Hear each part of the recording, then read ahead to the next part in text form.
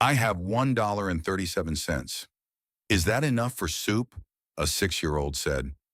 77 motorcycles rattled the diner windows like thunder. You couldn't escape the sound if you tried. The small diner, usually humming with the quiet clatter of plates and low conversations, fell into a tense silence as a group of 77 bikers parked outside, their engines rumbling like distant storms. Eli, a tiny 6-year-old African-American boy with large, cautious eyes and a thin frame, stood hesitantly by the diner door. He clutched a crumpled $1.37 in his small, trembling hands. His knuckles were white around the coins, and his lip quivered slightly as he looked up at the towering men inside. "Excuse me," he said, voice soft but careful. Is, is $1.37 enough for soup?" The room froze. Forks hovered midair. Coffee cups wobbled on saucers. Every man, even those who prided themselves on facing danger without flinching, felt the sudden weight of this tiny question. 77 pairs of eyes, all hardened, scarred, experienced, shifted toward him. The boy's small question carried more force than any engine roar outside. Mason, the president of the biker club, noticed the boy immediately. Something was off, though he couldn't place it at first. Then his eyes fell on the thin hospital wristband on Eli's arm. The name Harper was printed neatly, in the kind of handwriting that hospitals always use. Mason's throat tightened unexpectedly. He felt a shift in the air, the kind that told a man danger and tragedy often come cloaked in innocence. "Hey there, little man," Mason said gently, his voice cutting through the tense silence. $1.37. Well, it depends on the soup. Chicken noodle, maybe. Eli nodded quickly. "Yes, sir. Chicken noodle, please. My, my mom, she's sick. She's at the Sunrise Motel, room 12, by the ice machine. She left the hospital 'cause we didn't have money for it." His voice faltered, the words catching in his throat, but he kept going. She needs something to eat too, sir. Please."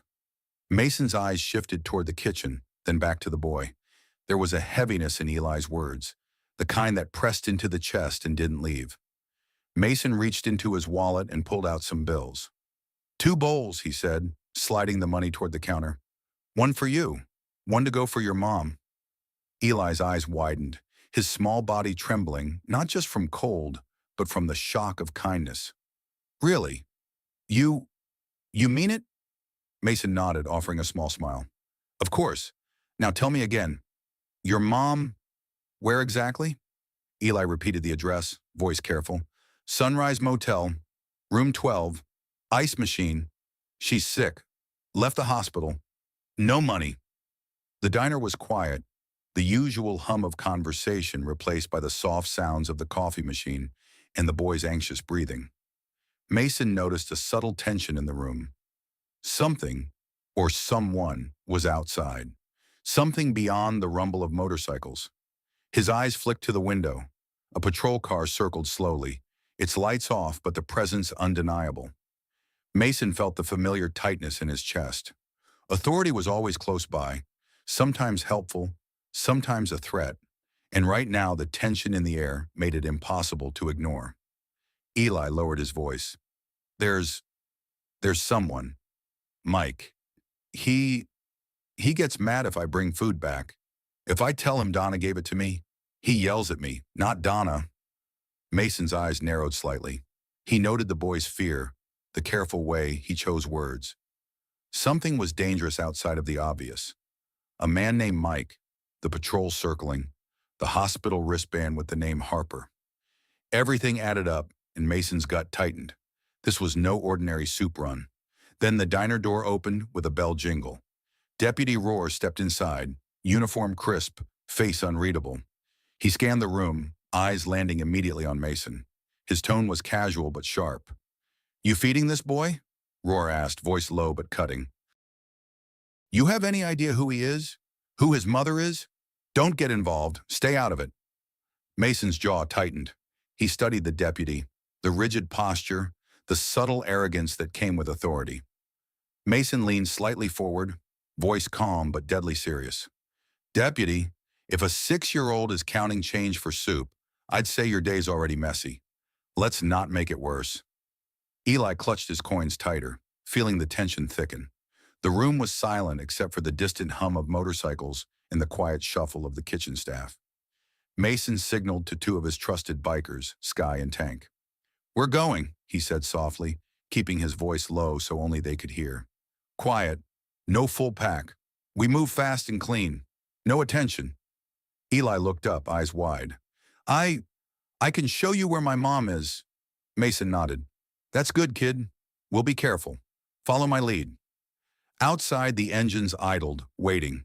Mason and Sky moved like shadows, careful not to draw attention. Tank stayed back, keeping watch over the diner. Every muscle was taut, every sense alert. This was no simple trip for Soup. It was the first step into a storm they couldn't yet see. Cliffhanger. As Mason led Eli out of the diner, his eyes flicked to the patrol car again. Roar was watching. Every instinct screamed that this was only the beginning. One wrong move, one twitch, and the delicate balance of safety, law, and survival would shatter in an instant. Eli shivered in his small jacket, unaware that the world he knew was about to erupt into chaos. The cold evening air hit Eli as he stepped out of the diner. His small shoulders hunched under the weight of the day. The smell of exhaust and wet asphalt mingled with the faint aroma of soup still lingering in the air. Mason kept his hand lightly on the boy's back, a steadying presence, while Sky moved just slightly behind, eyes scanning every shadow. The patrol car sat idling across the street, and Mason could feel the deputy's gaze cutting through the night, sharp and judging. "You do good work counting your coins, kid," Mason said quietly, breaking the tension. "Most grown-ups can't do as much as you just did." Eli's eyes flicked up, wary. I I just want my mom to eat," he whispered, his voice barely audible over the distant hum of the motorcycles. She didn't want me to bother anyone. She says it's her problem." Mason's jaw tightened. "Not tonight. Tonight it's our problem too." His words were firm but kind, carrying a weight that made Eli's small chest rise and fall more slowly. For the first time that day, he felt a measure of safety, even as the world around him felt sharp and dangerous. The streetlights flickered over the wet asphalt as they walked toward the motel. Mason's boots made soft thuds on the cracked concrete, a rhythmic beat that seemed almost loud in the tense quiet. Sky's gaze darted to the side alleyways, noting dark shapes and shadows where a threat could emerge. Tank had stayed back at the diner, keeping watch over the bikes. Eli shuffled quickly to keep up, clutching the soup tightly in a paper bag. I don't like Mike," he admitted softly. He gets mad. He yells. I I can't tell my mom if I do something wrong. He hurts me sometimes." Mason felt a spike of anger tighten in his chest, but he kept his voice steady. "We'll handle Mike later, kid. Right now, we get your mom safe. That's the first step. We can worry about the rest when she's breathing easy." The motel came into view, a tired building with peeling paint and flickering neon lights that read Sunrise Motel. The parking lot was mostly empty, except for a few battered cars and the low rumble of the patrol car still sitting near the entrance. Mason nodded to Sky. "Back door," he muttered. "We don't need a showdown yet." "Keep it quiet." They moved silently along the side of the building, Eli's small hand tucked into Mason's, feeling the roughness of his grip. Every step brought them closer to room 12, and every shadow seemed heavier. Eli pointed to a small cluster of rooms near the ice machine. "There. That's it. Room 12. Sky crouched slightly, keeping her eyes on the patrol car. "Looks empty for now," she whispered. "But don't get comfortable. Deputies don't wait long before they notice movement." Mason nodded, signaling for Eli to stay low. The small boy's steps were hesitant, but he followed without complaint. There was fear in his eyes, but also determination. He wanted to help his mom, and for the first time, someone was helping him. Eli struggled with the door, fumbling with the lock and the small chain that clinked ominously. Mason crouched next to him, whispering instructions. "Tell your mom we met you at the diner. Tell her we brought her some soup. That's it. Keep your head down, kid. We're right here." The door cracked open, revealing Lena, Eli's mother. She looked worse than Mason had expected, pale with dark circles under her eyes, and an expression that teetered between fear and relief. Eli, what are you doing? You shouldn't be out here. Her voice shook, weak but protective. Eli held the bag of soup up like a trophy. Mom, I... we brought you... Mason, he... he helped me. Lena's eyes widened as she noticed the bikers. Leave, please. I don't want trouble, she whispered, her voice tight with worry. Mason noticed her hospital wristband, the same name, Harper, clearly still current. She had just been discharged, and clearly the cost had forced her out before she was ready. Before Mason could say anything, a shadow moved near the parking lot. Deputy Rohr had arrived, and his sharp eyes locked onto Mason and Sky. He moved confidently, every step deliberate, as though he owned the ground he walked on. Mason, he said evenly, you have no business here. This stops now. Step away from the room. Mason's stance remained calm but firm. He didn't move. Deputy, he said slowly, if a 6-year-old is counting coins for soup, your day's already complicated. Don't make it worse. Eli's small hand gripped his mother's arm. She flinched but didn't speak, clearly exhausted, afraid of what might happen next. Mason kept his focus on the deputy. We're here to help her. That's it. No trouble. Let her breathe. Rohr's lips tightened. I said step back. This involves child services. You don't get to decide. Mason held his ground. We're not deciding, deputy. We're protecting. Right now she's sick. You don't get to tell her she can't get help. Lena's sleeve rode up as she lifted her arm slightly, revealing dark, fading bruises along her forearm. Sky's eyes narrowed, silently noting every mark. Mason's gut tightened further. This wasn't just illness. There was abuse, fear, and danger threaded into every word and movement. Eli's small voice trembled. Mom, please. They're helping us. The deputy's jaw tightened, and he stepped closer. Mason subtly signaled Sky to start recording discreetly. Every action, every word was evidence if things went wrong. The tension in the motel lot thickened. Every heartbeat echoed like thunder in the quiet night. Then Mason made the decision. 911, he muttered under his breath, reaching for his phone. He pressed the numbers with deliberate calm.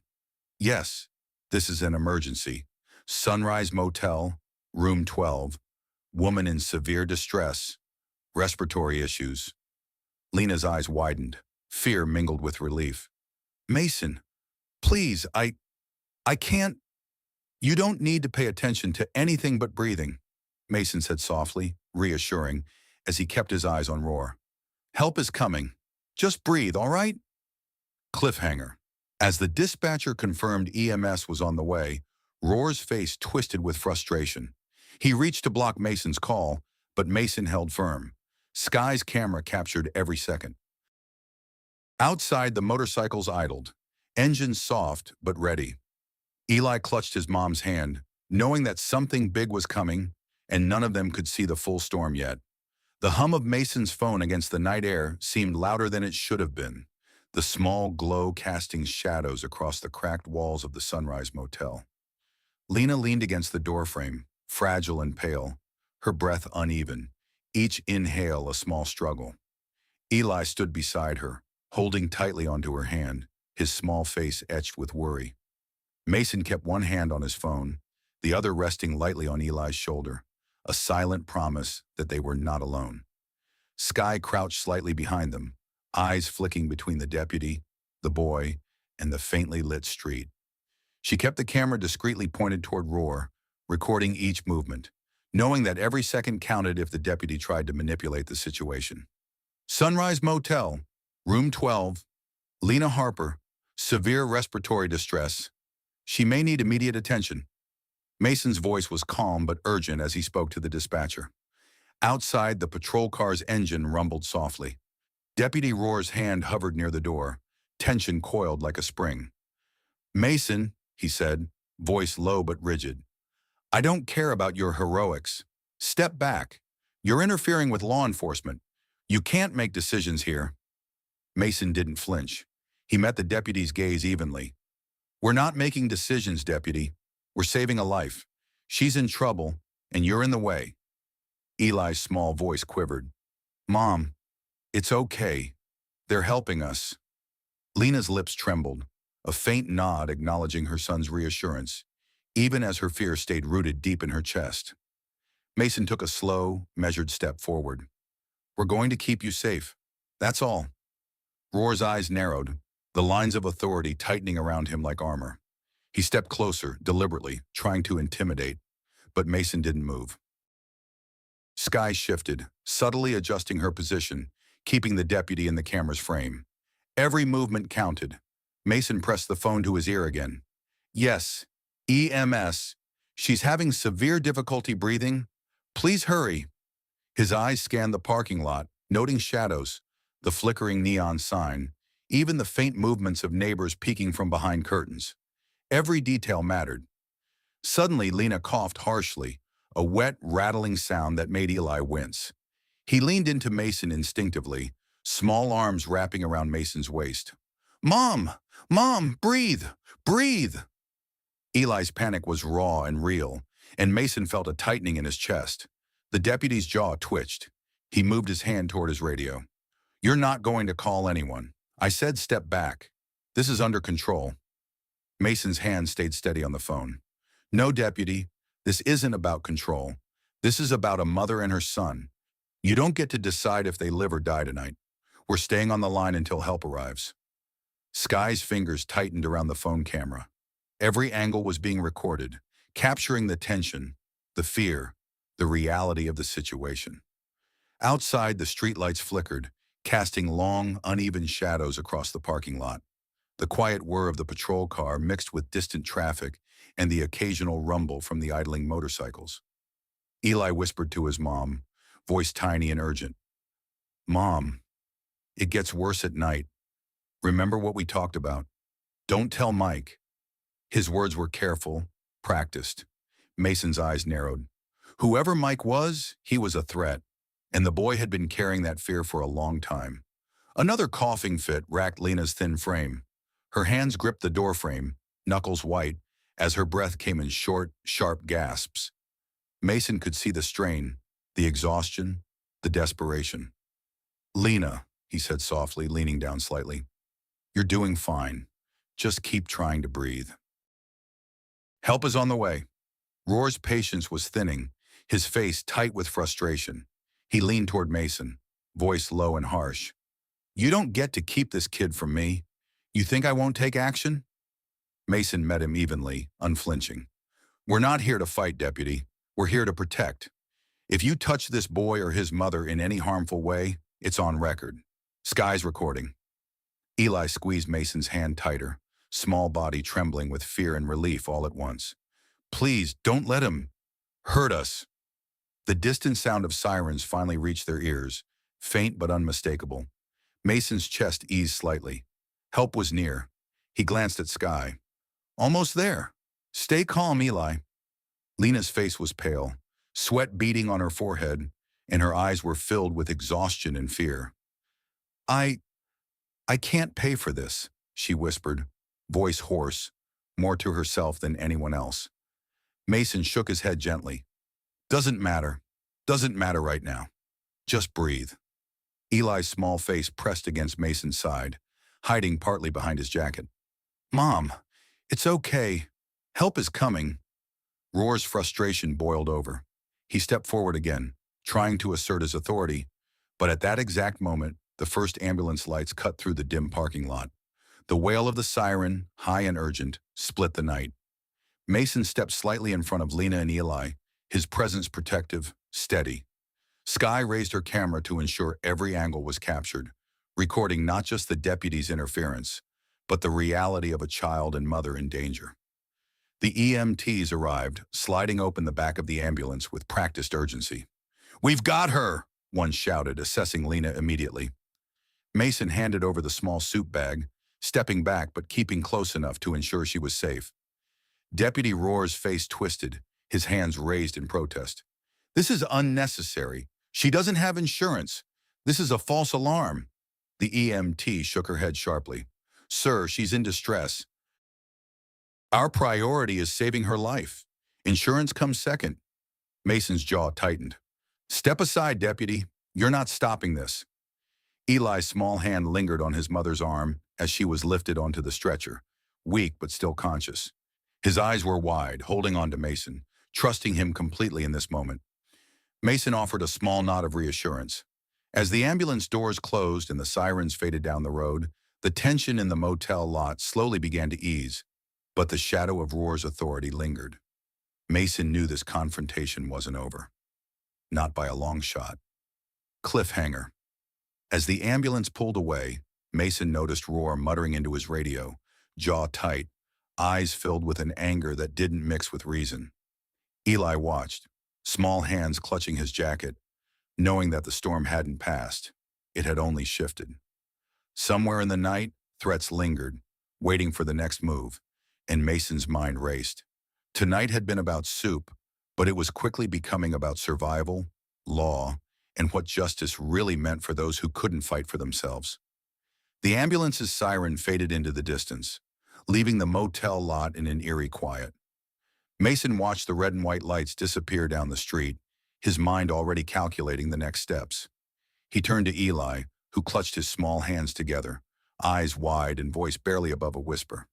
They're taking her to the hospital, Eli said, voice trembling. Will she be okay? Mason crouched slightly, meeting the boy's gaze. She's going to be okay, Eli. Right now, we just need to make sure she gets there safely and that she's not left alone. You did the right thing by asking for help. Eli nodded slowly, shoving a few stray curls from his forehead. I was scared, but I wanted her to eat. I didn't want Mike to get mad. His voice cracked, the weight of fear in his small body almost tangible. Mason placed a reassuring hand on Eli's shoulder. I know, kid. And that's why we're here. We're not letting anyone hurt you or your mom tonight. Sky moved closer, adjusting the camera in her hand. She had kept every interaction from the motel on record, capturing Roar's interference, Lena's condition, and Eli's fear. We've got this, she said quietly. Everything's on tape. No one can spin this against them if anything happens. The patrol car that had been circling the motel slowly eased out of the lot, but Mason didn't relax. Roar had left, yes, but only temporarily. He was patient, calculating, and Mason knew he wouldn't give up until he had tried every possible way to interfere. They followed the ambulance at a safe distance, keeping their motorcycles quiet, engines low. The streets were mostly empty, a few scattered cars moving lazily under the dim glow of streetlights. The city smelled faintly of exhaust and rain, mixed with the lingering aroma of the soup they had brought for Lena. Eli kept close to Mason, small body pressing against him, finding safety in the older man's presence. Do you think Mike will come? He asked nervously. Mason shook his head. Not tonight. We're making sure your mom is safe first. Once she's okay, then we worry about Mike. The hospital came into view, bright, cold, and imposing. Its fluorescent lights cut through the darkness, casting harsh shadows on the asphalt. Mason parked the motorcycles discreetly behind a row of delivery trucks, out of sight of the main entrance. Sky's camera followed every motion, capturing their quiet approach. Inside, the emergency room smelled of antiseptic and urgency. Nurses moved quickly, their expressions serious but practiced. Mason guided Eli to a bench near the waiting area, keeping him close and speaking softly to reassure him.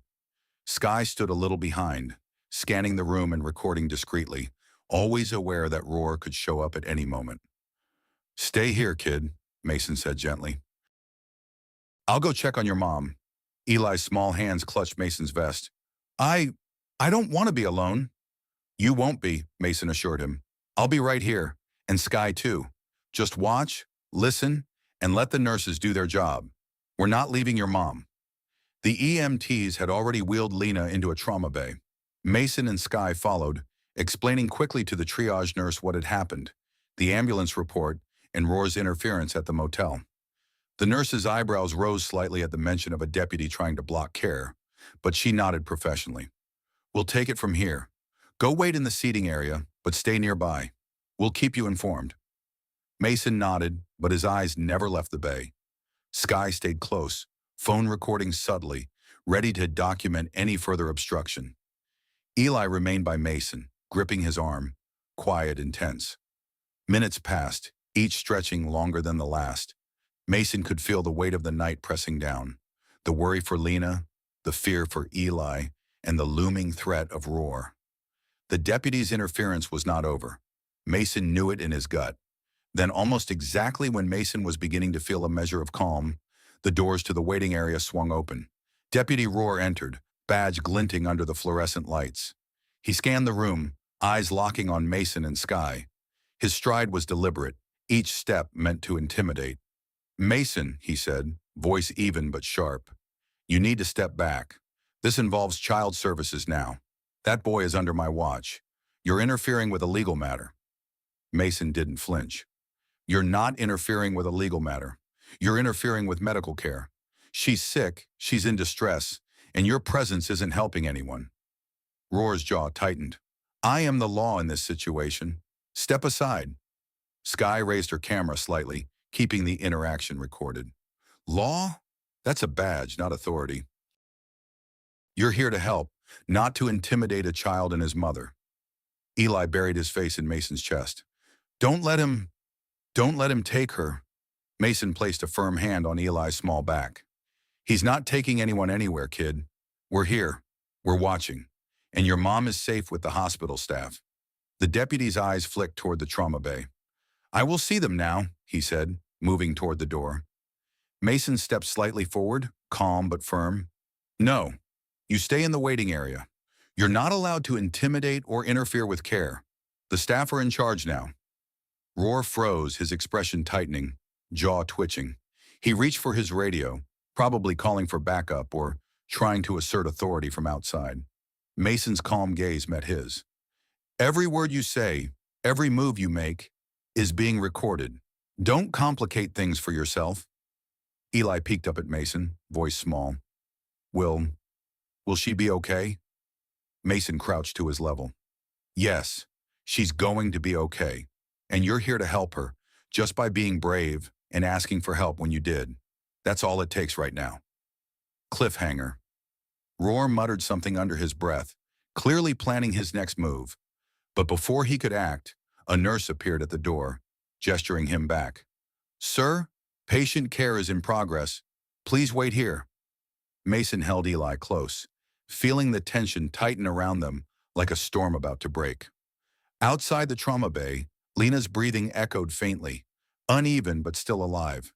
And in that moment, Mason knew the night was far from over. The fight for their safety had only just begun. The fluorescent lights in the hospital waiting room buzzed faintly, a constant hum that seemed to echo the tension coiling around Mason, Sky, and Eli. Mason sat on the edge of a plastic chair, back straight, eyes fixed on the double doors to the trauma bay where Lena had been wheeled moments ago. Sky crouched slightly behind him, camera angled discreetly to capture the scene, while Eli fidgeted beside them, his small hands twisted together. Minutes passed like hours. Eli's quiet breaths mingled with the distant beeps and hurried footsteps of the ER staff. Every time the trauma bay doors opened, Mason's pulse quickened. He could see Roar standing near the entrance, shifting impatiently, voice low as he spoke into his radio. The deputy's presence was more than intimidating. It was a threat. "You're not supposed to be here," Roar muttered, walking toward them. His uniform seemed almost heavier in the harsh light, authority worn like armor. But Mason didn't flinch.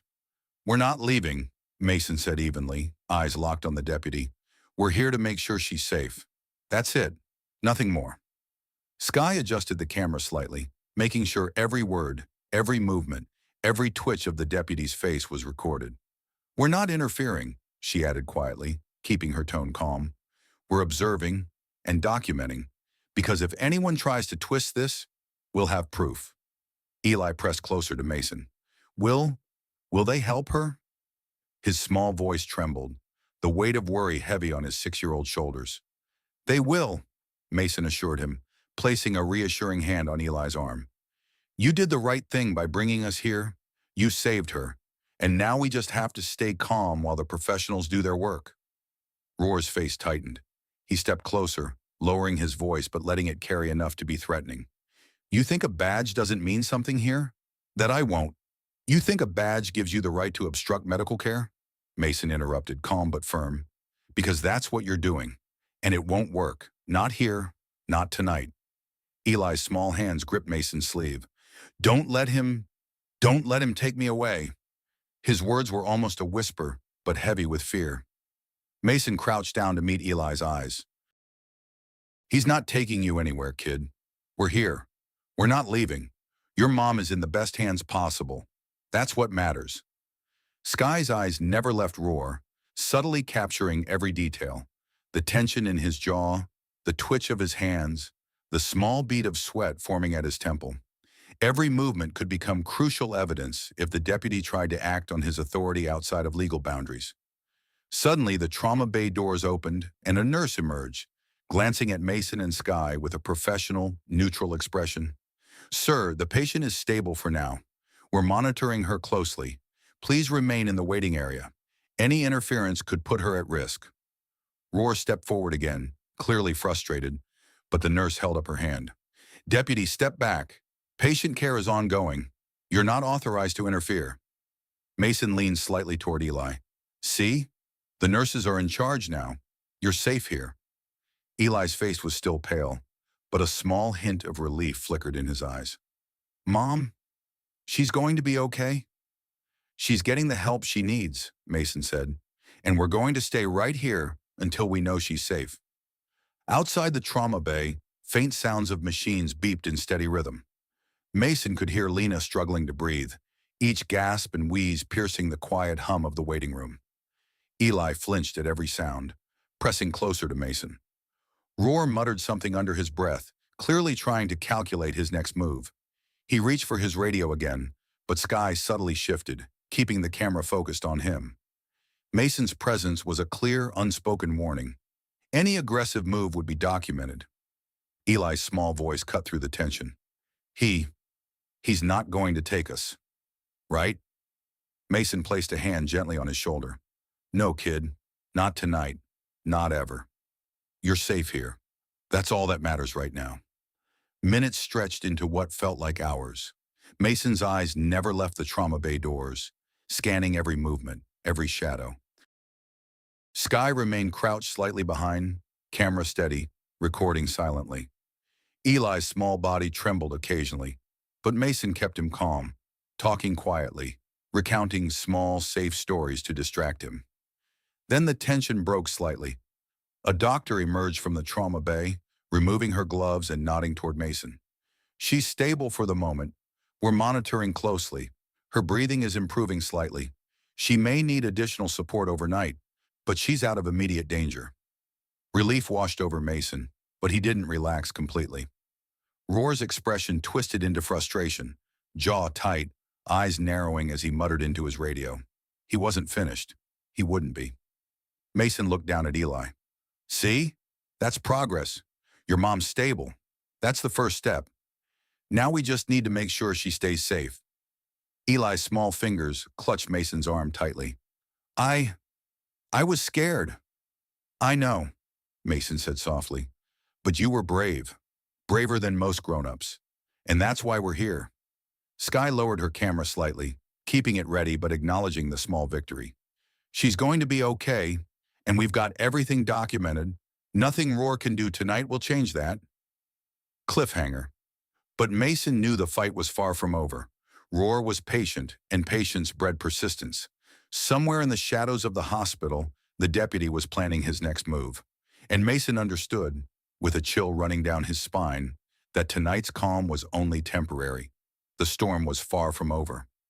Eli's small hands clutched Mason's vest, eyes wide, sensing the tension that adults tried to hide. And Mason realized that protecting this boy and his mother was only the beginning of a much larger battle. The hospital waiting room felt colder now, though the fluorescent lights cast a sterile glare rather than warmth. Mason stayed seated on the edge of the plastic chair. Eli pressed close to him, small fingers gripping the edge of Mason's vest. Sky crouched slightly behind, camera recording subtly, capturing every move, every twitch of Roar, every whispered exchange in the otherwise quiet waiting area. Roar had retreated a few steps, speaking quietly into his radio, probably calling for backup. Mason didn't flinch. He knew the deputy's type. Calculated, patient, always looking for an angle to assert power. But tonight, Mason had an angle too. Patience, observation, and careful documentation. Eli whispered, voice barely audible. He's still here. I can feel it. I know, kid, Mason said softly, placing a reassuring hand on Eli's shoulder. But he can't touch us here. This is a hospital. People are watching, and they know what's right and what's wrong. Sky moved slightly, keeping the camera focused on Roar. Every subtle move of the deputy could be crucial evidence if he tried anything. Mason caught the tension coiling around the man, the way his jaw twitched and his eyes flicked toward the trauma bay where Lena was being treated. Suddenly, a nurse appeared, clipboard in hand, her voice calm but firm. Deputy Roar, the patient is under our care. Any interference could jeopardize her treatment. Please step back. Roar's eyes narrowed, but he didn't argue. Instead, he shifted, muttering under his breath. Mason recognized the pattern. He was testing boundaries, seeing what he could get away with, probing for a weakness. Eli buried his face into Mason's chest, trembling slightly. I don't want him to take us. You won't be taken anywhere, kid, Mason said firmly. We're right here.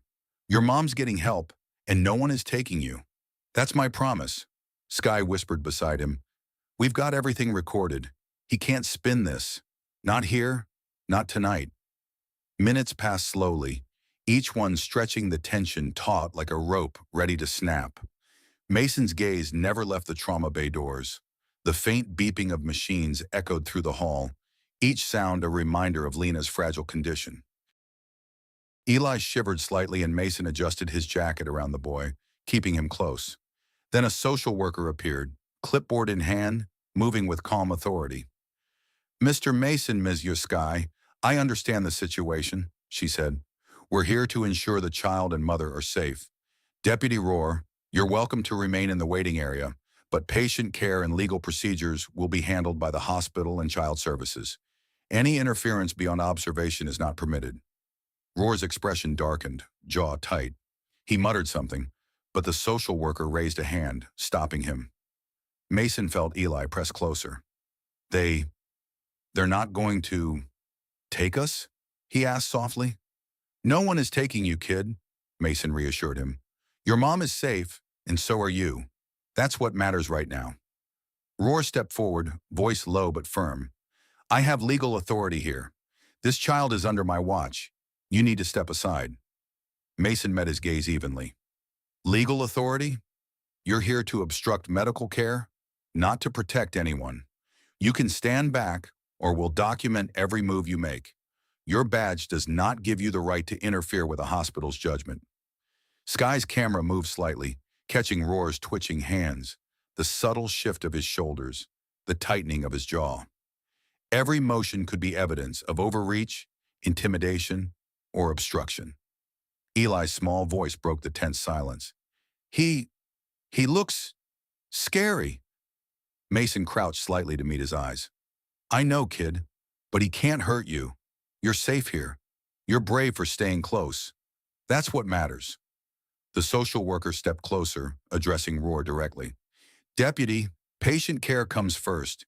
You are not authorized to remove this child without a valid court order. Any attempt to do so will be considered interference. Roar's jaw tightened further, but he remained silent, clearly frustrated.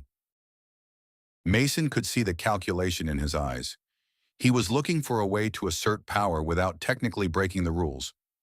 Eli's small hands gripped Mason's vest, voice trembling. Will Mom be okay? She's getting the help she needs, Mason said firmly. And we're here to make sure nothing happens to you while she gets better. That's all that matters tonight, Sky whispered, adjusting the camera. We're covered. Every move he makes is recorded. He can't intimidate us or the boy here. The social worker nodded to Mason. We'll keep you updated on her condition. For now, please remain in the waiting area with the child. No one can interfere, including Deputy Roar. Mason looked down at Eli, who was finally relaxing slightly, though still trembling. See? You're safe. We've got this. Cliffhanger. But Mason knew the night was far from over. Roar's patience was dangerous. He would wait for the right moment, for a chance to strike. And somewhere in the shadows of the hospital, the deputy's mind was already planning his next move. Eli clutched Mason's vest tighter, sensing the tension adults tried to hide. And Mason understood that protecting this boy and his mother would demand every ounce of vigilance they had left. The waiting room felt almost suffocating as the hours stretched on. Mason's gaze alternated between Eli and the trauma bay doors, a constant hum of fear and anticipation in his chest. Eli sat beside him, small shoulders hunched, eyes wide, every small noise from the hospital corridors making him flinch.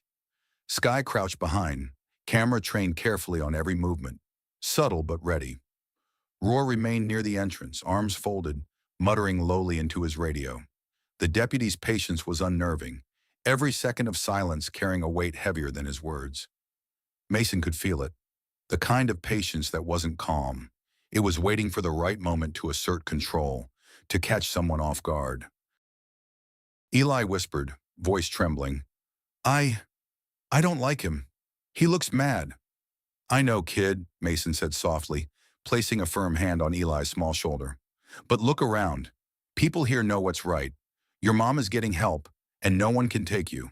That's what matters. Sky adjusted the camera, capturing every twitch of Roar's jaw, every subtle footstep, every glance toward the trauma bay. We've got everything, she murmured. Every move is documented. He can't spin this. The tension in the room grew heavier when a nurse returned, walking briskly toward Mason and Sky. The patient is still stable for now, she said, glancing at Roar briefly. We're monitoring her closely. Any interference from the waiting area, especially from law enforcement, will be reported. You understand? Roar's eyes narrowed, but the nurse's steady gaze and authority seemed to halt his next move. Mason watched the subtle shift in the deputy's stance. The man was calculating, patient, but clearly frustrated by the hospital staff's refusal to cede control. Eli's small hands clutched Mason's sleeve. Will she be okay? She's getting the help she needs, kid, Mason said softly. And we're here to make sure you stay safe while she does. That's all that matters. Roar muttered something under his breath, then stepped forward again, lowering his voice but keeping it audible. I have legal authority. This child is under my watch. You need to step aside. Mason's eyes didn't leave his. Legal authority? You're here to obstruct care, not protect anyone. You can step back, or we'll record every move. Your badge doesn't give you the right to interfere with hospital procedures. Eli's small voice broke the silence. He scares me. Mason crouched slightly, meeting the boy's eyes. I know, kid, but he can't hurt you here. You're safe. That's what matters. The social worker appeared again, clipboard in hand, voice calm and authoritative. Deputy Roar, patient care comes first. You are not authorized to remove this child without a valid court order. Any attempt to do so will be considered interference. Please step back. Roar's jaw tightened, his patience thinning. He muttered something into his radio, clearly coordinating with someone outside. Mason could feel the tension coil tighter, every second a reminder that this man would not give up easily. Eli's small fingers gripped Mason's vest, voice trembling.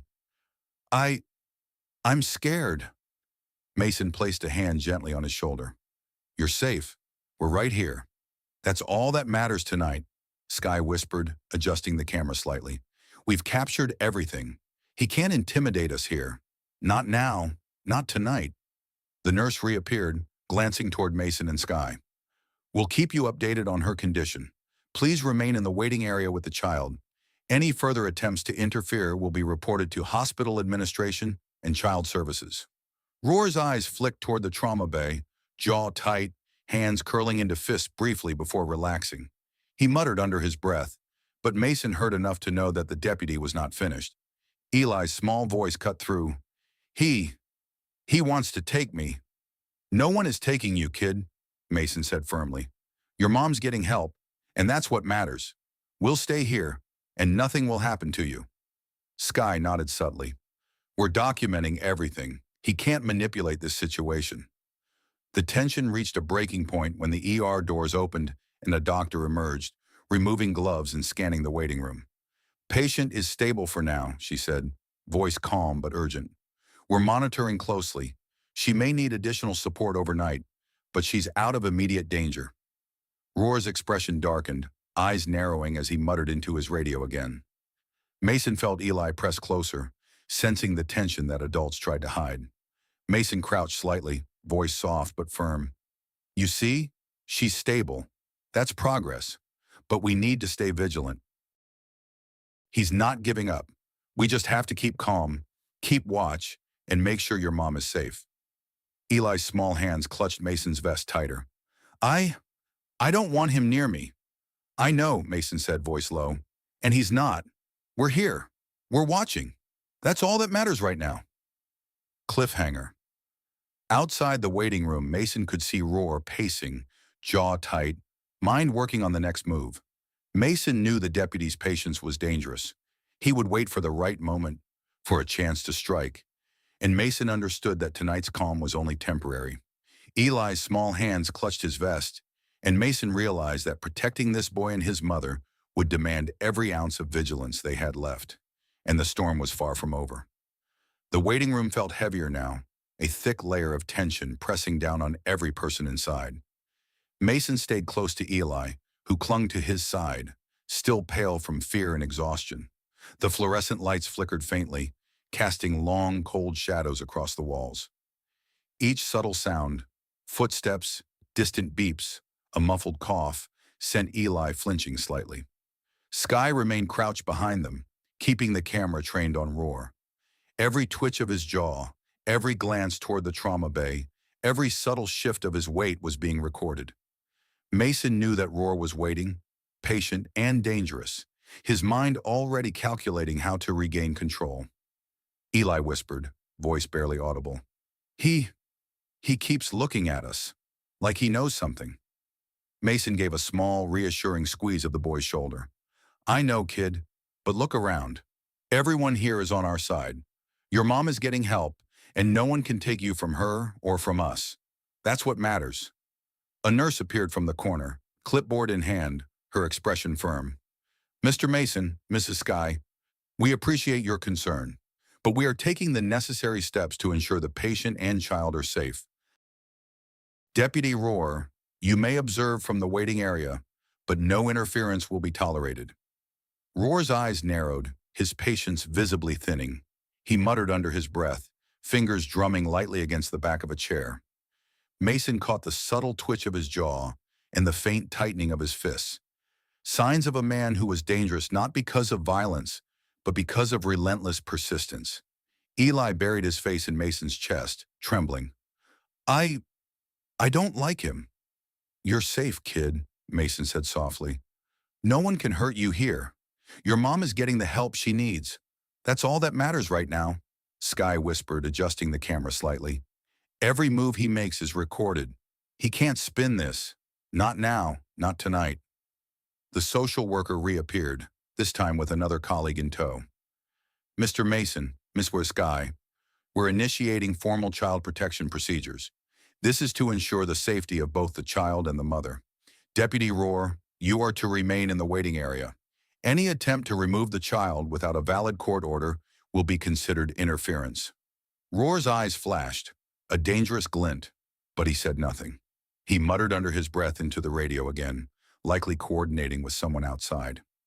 Mason felt Eli press closer, sensing the subtle tension that adults tried to hide. Eli whispered again, voice quivering. He's going to do something. Mason crouched slightly to meet his eyes. No, kid, he can't. You're safe. That's what matters. We'll stay right here and make sure of it. Sky nodded, her camera capturing every second. We've got it all. If he tries anything, it's on record. No one can spin this. Minutes stretched painfully, each one filled with the quiet hum of the hospital. Distant announcements, the soft beep of monitors, the shuffle of nurses' shoes. Mason kept his eyes on Roar, noting every subtle move, every tense glance toward the trauma bay. Eli's small hands gripped Mason's vest tighter, trembling. The nurse returned, checking on Mason and Eli. Patient is stable for now, but we may need to monitor overnight. Any further attempts at interference will be formally reported. Roar shifted slightly, muttering under his breath again. Mason could see the calculation in his eyes. He was testing boundaries, seeing if a moment of distraction could be exploited. Eli's small voice broke the tense silence. I don't want him near me. Mason placed a firm hand on his shoulder. You're safe. No one can touch you here. That's what matters. Your mom is getting the help she needs. Stay close, and we'll handle the rest, Sky whispered, adjusting her position slightly.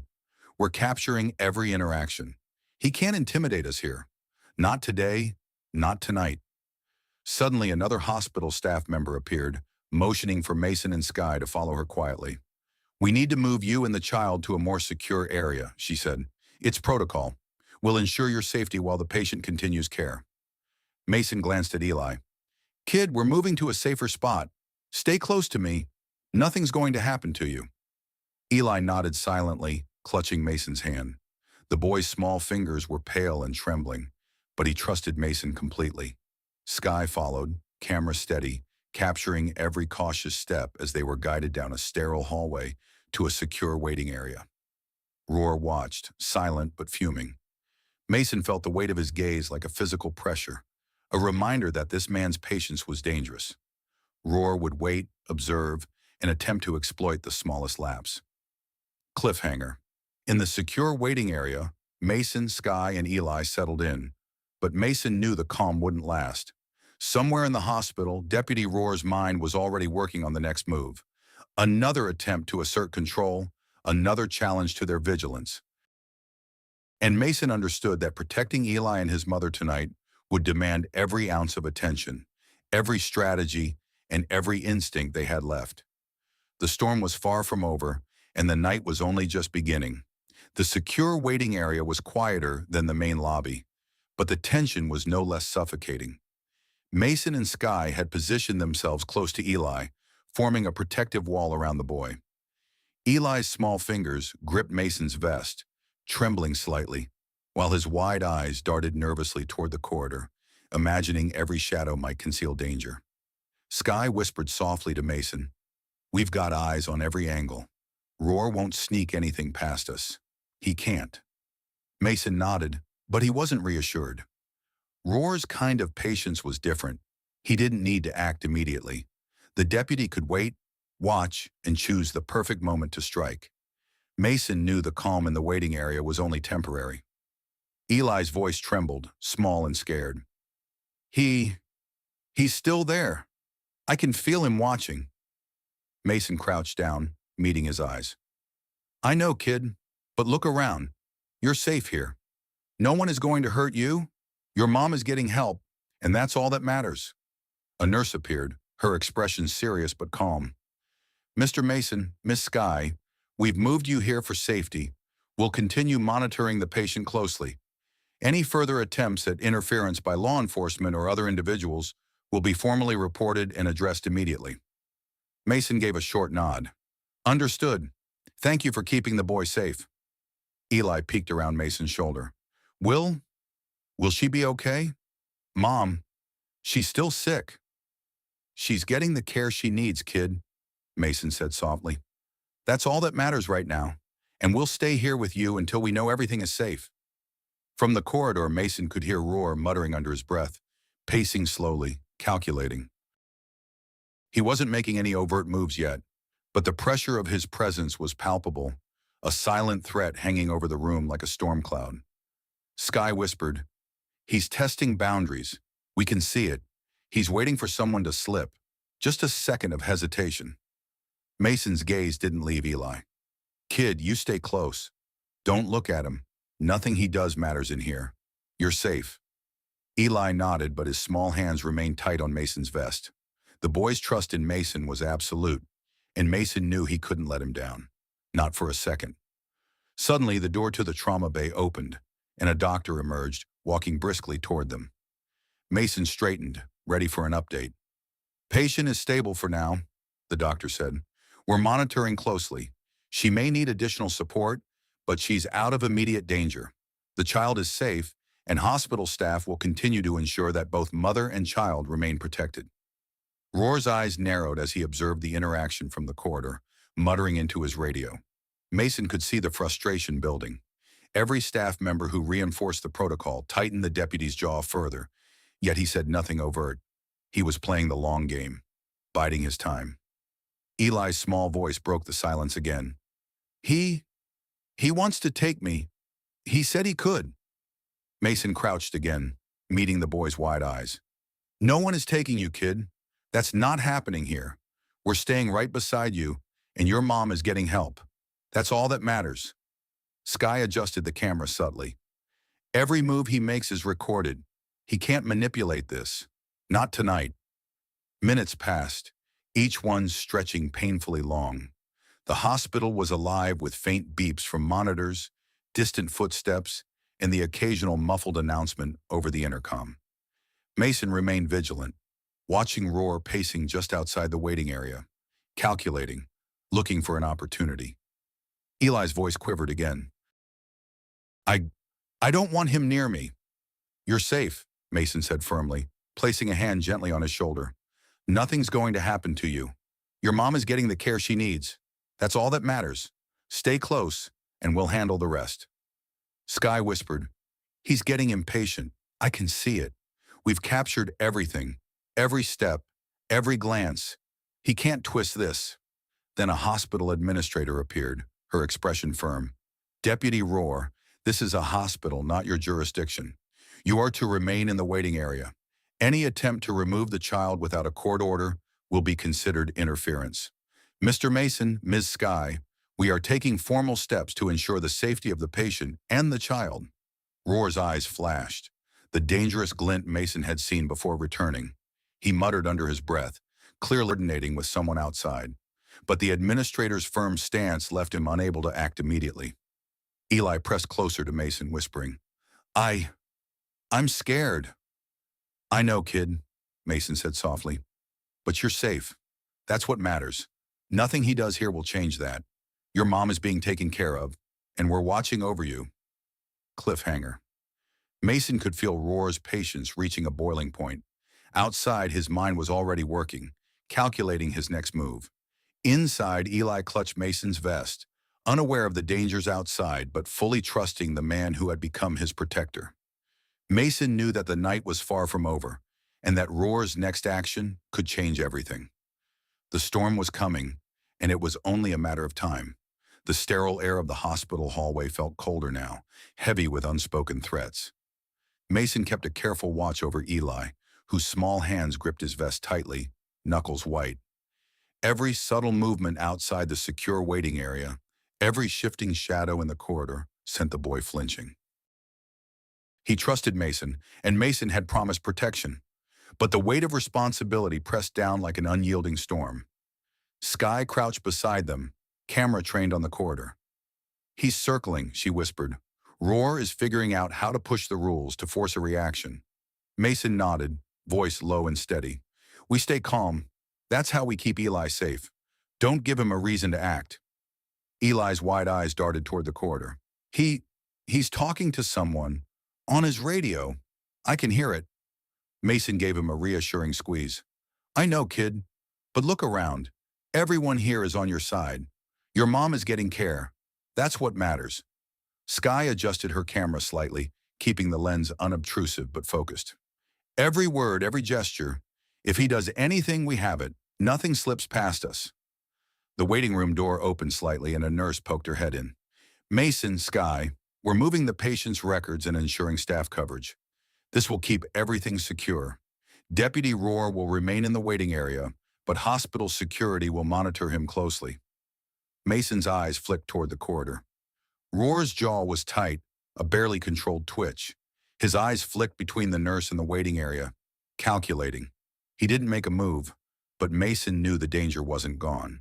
Eli whispered, his voice trembling. He's gonna try something. You're safe, kid, Mason said firmly. Nothing he does matters here. We're staying right beside you, and your mom is getting help. That's all that matters. Minutes dragged on, each one heavy with unspoken tension. The faint beep of monitors from the trauma bay, distant footsteps of hospital staff, and the low hum of the air conditioning filled the background. Mason's eyes never left the corridor. Any misstep by Roar could be catastrophic if they weren't ready. Sky murmured, "He's testing patience. He's waiting for someone to slip up." Mason glanced at Eli. "Stay close. Don't look at him. You don't give him the power." Suddenly, a hospital administrator appeared, her expression firm. "Deputy Roar, you are to remain in the waiting area. Any attempt to remove the child without proper documentation will be considered interference. Mr. Mason, Ms. Sky, we are initiating formal child protection procedures to ensure the patient and child remain safe."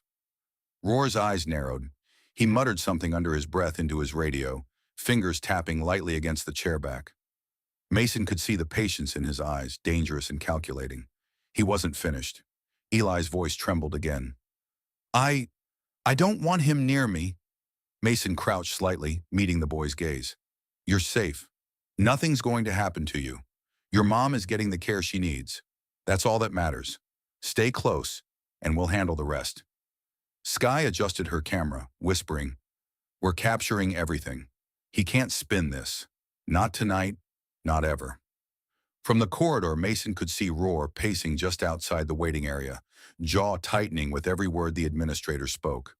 The subtle twitch of his fist betrayed a patience that was dangerous in its calmness. He was waiting for a momentary lapse, a second of distraction that could allow him to intervene. Eli pressed closer to Mason, trembling. He said I could be taken away." "No one is taking you, kid," Mason said softly. "Not here. Not now. Your mom is safe, and you're safe. That's what matters.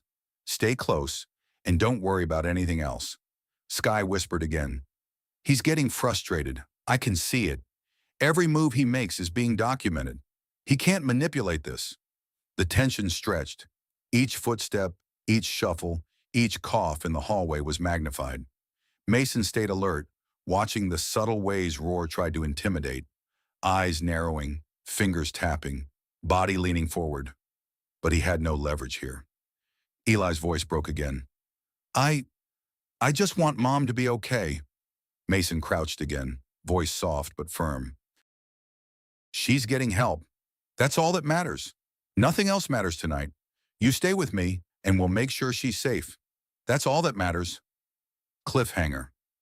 As Mason and Sky continued their silent watch, the tension in the corridor grew unbearable. Roar's patience was not just dangerous, it was strategic.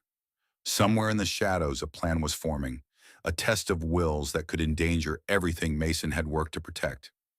Eli clutched Mason's vest, unaware of the precise danger waiting just beyond the waiting area. And Mason knew that any moment now, the storm could break. The waiting room had grown quieter, but the tension thickened, heavy like a storm cloud pressing down. Mason and Sky remained crouched near Eli, the boy's small fingers entwined with Mason's vest. Every subtle sound, the distant beeping of monitors, the faint rustle of nurses' footsteps, even the hum of the fluorescent lights, felt amplified, a constant reminder that danger was never far. Mason scanned the hallway again. Roar hadn't moved yet, but his presence was undeniable. The deputy leaned against a wall, arms crossed, jaw tight, eyes fixed on the waiting area. Every now and then, he muttered something into his radio, as if orchestrating some unseen plan. Mason's gut told him Roar wasn't finished. The calm wasn't peace, it was prelude. Sky adjusted the camera discreetly. "Every move he makes is being recorded. If he tries anything, we've got it. No question about it." Mason nodded, whispering to Eli, "Stay close, kid. Nothing he does matters in here. Your mom is safe, and that's what counts. Don't look at him. Don't let him scare you. You hear me?" Eli's voice was a small tremble. I'm scared, Mason. He looks mad." Mason placed a steady hand on his shoulder.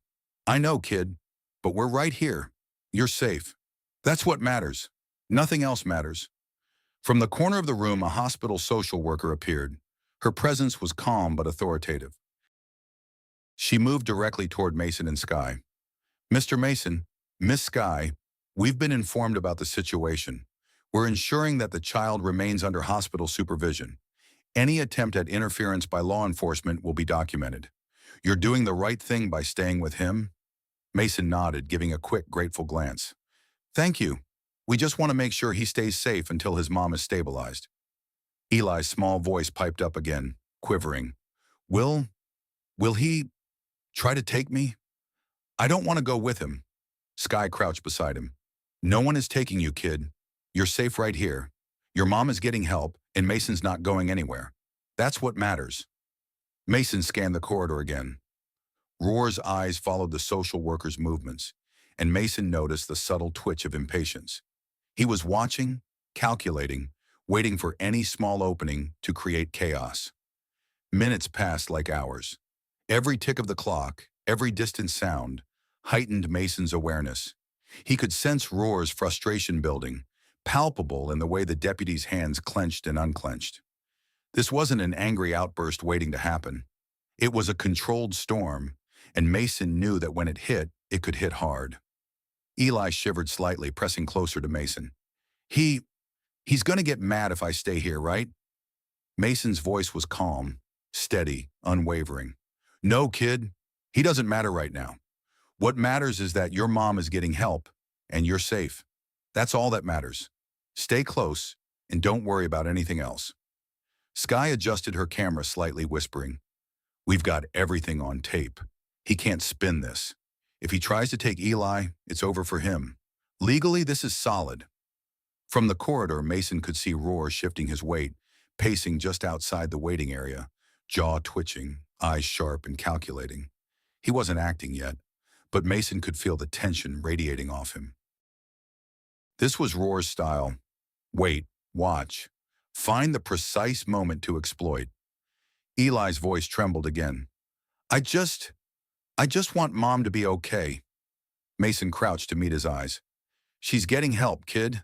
That's all that matters. Nothing else matters tonight. You stay with me, and we'll make sure she's safe. That's it. That's the only thing that counts. Suddenly, a nurse appeared at the edge of the waiting area. Her expression was firm but reassuring. Deputy Roar, you are to remain in the designated area. Any attempt to remove the child without proper authorization will be considered interference. Mr. Mason, Ms. Sky, we're initiating formal procedures to ensure the safety of both patient and child. You're doing the right thing by staying here with him. Roar's jaw tightened further, a dangerous glint in his eyes. He muttered something under his breath into his radio, clearly coordinating with someone outside the hospital. Mason could see the careful calculation in his every movement. He was dangerous not because of sudden violence, but because of his patience and methodical planning.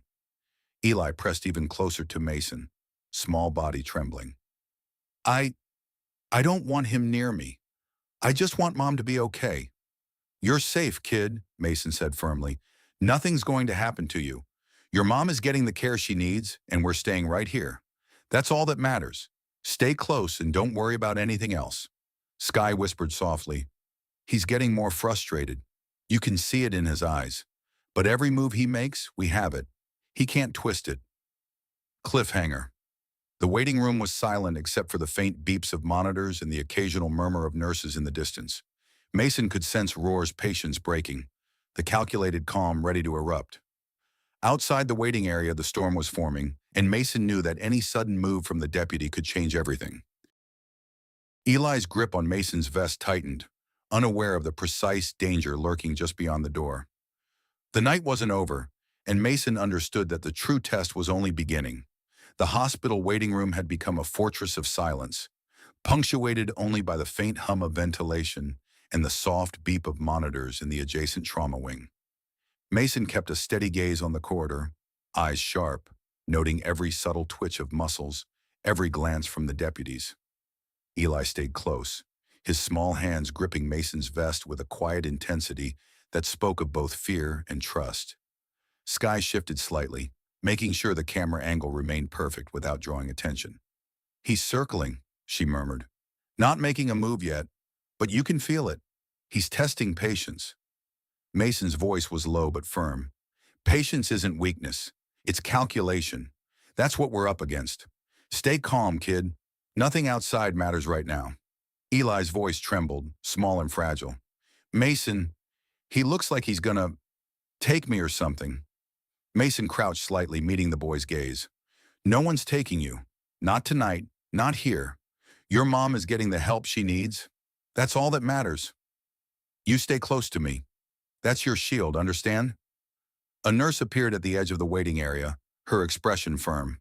Mr. Mason, Miss Sky, we're formally initiating child protection protocols. Deputy Rohr is required to remain in the designated area. Any attempt to interfere will be documented and reported. You're doing the right thing by staying close to the child. Rohr's jaw twitched visibly. He shifted weight from one foot to another, eyes calculating, fingers tapping against his leg. Mason could feel the tension radiating, like a low-voltage current threatening to spark. This was a man who thrived on control, and being denied it was an affront he could not ignore. Eli's small frame shivered against Mason's side. I just want Mom to be okay. She is, kid. She's getting help. That's the only thing that matters, Mason replied. Everything else, you don't have to worry about it. Stay close. That's all you need to do right now. Sky whispered, adjusting the camera slightly. He's frustrated. I can see it. Every subtle movement is him testing the boundaries. But legally, we're untouchable here. If he tries anything, it's over for him. Mason's gaze swept the hallway. The deputies outside were quiet, but Rohr's presence was commanding, intimidating. He leaned forward slightly as if willing the room to bend to his authority. Yet Mason knew it was all theater. The real power was inside this waiting room. The hospital staff, the social worker, and their documentation. Eli pressed closer, small voice almost inaudible. I don't want him near me. I just want Mom safe. You're safe, Mason assured him. Nothing he does matters here. Your mom is getting care. You stay with me. That's all that matters. You focus on that, nothing else. Minutes stretched. The quiet seemed to swell. Every distant cough, every faint creak of the hospital floorboards amplified. Mason could feel the subtle shifts in Rohr's body. Weight shifting, eyes narrowing, hands twitching. Every subtle cue was a reminder that this was far from over. From the corner, the hospital social worker stepped forward again, voice firm but calm. Deputy Rohr, any attempt to remove the child without proper authorization will be considered interference. Mr. Mason, Ms. Sky, we are monitoring this situation closely. You are doing the right thing by staying with the child. Your actions are ensuring his safety. Rohr's jaw tightened, the twitch now more pronounced. He muttered something into his radio, low enough that Mason couldn't hear the words, but loud enough to feel the menace behind them. This wasn't desperation. It was strategy. Eli's grip on Mason's vest tightened further. Mason, he's gonna try. No one is taking you, kid. Stay close. Breathe. Your mom is safe. That's all that matters, Mason said firmly, crouching lower to meet Eli's gaze. We're not moving. Nothing can touch you here. That's your shield. Understand? Sky whispered almost to herself. He's testing limits, waiting for someone to slip. Every move is documented. He can't spin this, can't manipulate this. Not tonight. The tension grew unbearable. Mason could see it in Rohr's eyes, the cold patience, the calculated frustration. It wasn't a simple outburst he needed to worry about. It was the patient, methodical testing of boundaries, looking for the slightest gap in their defenses. Eli's small voice trembled again, barely above a whisper. I just want Mom to be okay. I don't want him to take me. Mason crouched closer, voice soft but firm. She's being taken care of. That's all that matters. Nothing else matters tonight. We stay calm. You stay with me. That's the only thing that matters. Then from the corridor, a subtle movement caught Mason's eye. A figure, older, authoritative, someone who might finally disrupt the balance, approached slowly, eyes sweeping the waiting room. Mason held his breath, sensing that the real confrontation, the pivotal moment that could either protect or endanger Eli, was about to unfold. Cliffhanger. The tension in the hospital waiting room became almost suffocating. Rohr's calculated patience was nearing a breaking point, and the subtle approach of another figure promised an unknown twist. Eli clutched Mason's vest, small body trembling with a mix of fear and trust. Mason's mind raced. Every option, every legal maneuver, every protective strategy flashed through his thoughts. The storm was forming, and any moment now, the fragile safety they had fought to maintain could be shattered. The older figure approached slowly, his presence commanding without aggression. Mason's eyes narrowed. He didn't recognize the man immediately, but there was an authority in the way he moved, a calm decisiveness that contrasted sharply with Roar's simmering tension. Every step the man took seemed measured, deliberate, as if he understood the fragile balance in the waiting room. Roar, sensing a challenge, stiffened, his jaw clenched, fingers tapping rapidly against his leg. Mason could see the storm building behind the deputy's eyes, the kind of patience honed by years of enforcing rules he believed were absolute. Yet now that control was threatened. The social worker took a step forward, nodding subtly at the newcomer. "Deputy Roar, this is Sergeant Willis. He's overseeing the child protection protocols. You are to remain in the designated area. Any interference will be formally documented." Roar's eyes flicked to Sergeant Willis, then back to Mason and Sky. This isn't necessary. I know what I'm doing.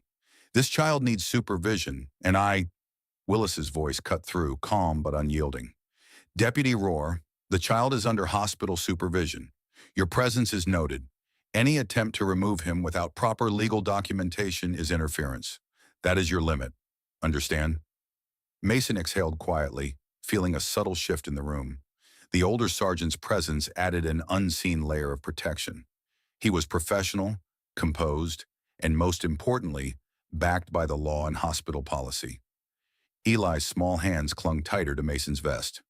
"Mason, is he gonna make me go with him?" "You're not going anywhere, kid. Not tonight. Not here," Mason said softly, crouching to meet Eli's gaze. "Your mom is being helped. That's all that matters. Nothing else. Stay with me and you're safe. I promise." Sky whispered into Mason's ear, eyes still on Roar. "He's getting more frustrated. You can see it in his hands, the way he shifts weight. He's used to control, and he doesn't have it. But legally, we're untouchable. He can't touch Eli here." Roar's frustration was tangible now. His shoulders tensed, his breathing shallow, his eyes darting toward every possible angle to regain control. He looked like a predator restrained by invisible chains, and Mason could feel the danger in the air. The social worker stepped closer, maintaining calm authority. "Deputy Roar, any attempt to escalate this situation will be formally reported. Mr. Mason, Ms. Sky, the child is under our protection. Continue to remain with him, as you are doing correctly." Mason nodded subtly, adjusting Eli so the boy's small hands remained secure on his vest. "Stay close, kid. Nothing outside this room matters. Your mom is being taken care of. That's the only thing that matters right now." Eli's voice trembled. I don't want him near me. He scares me." "You're safe. I won't let anyone touch you. That's my job tonight, kid. Nothing else matters," Mason said firmly. Willis's eyes remained on Roar, noting every twitch, every subtle movement. "Deputy, step back. You are being observed. Any interference is your responsibility." Roar muttered under his breath, frustration mounting.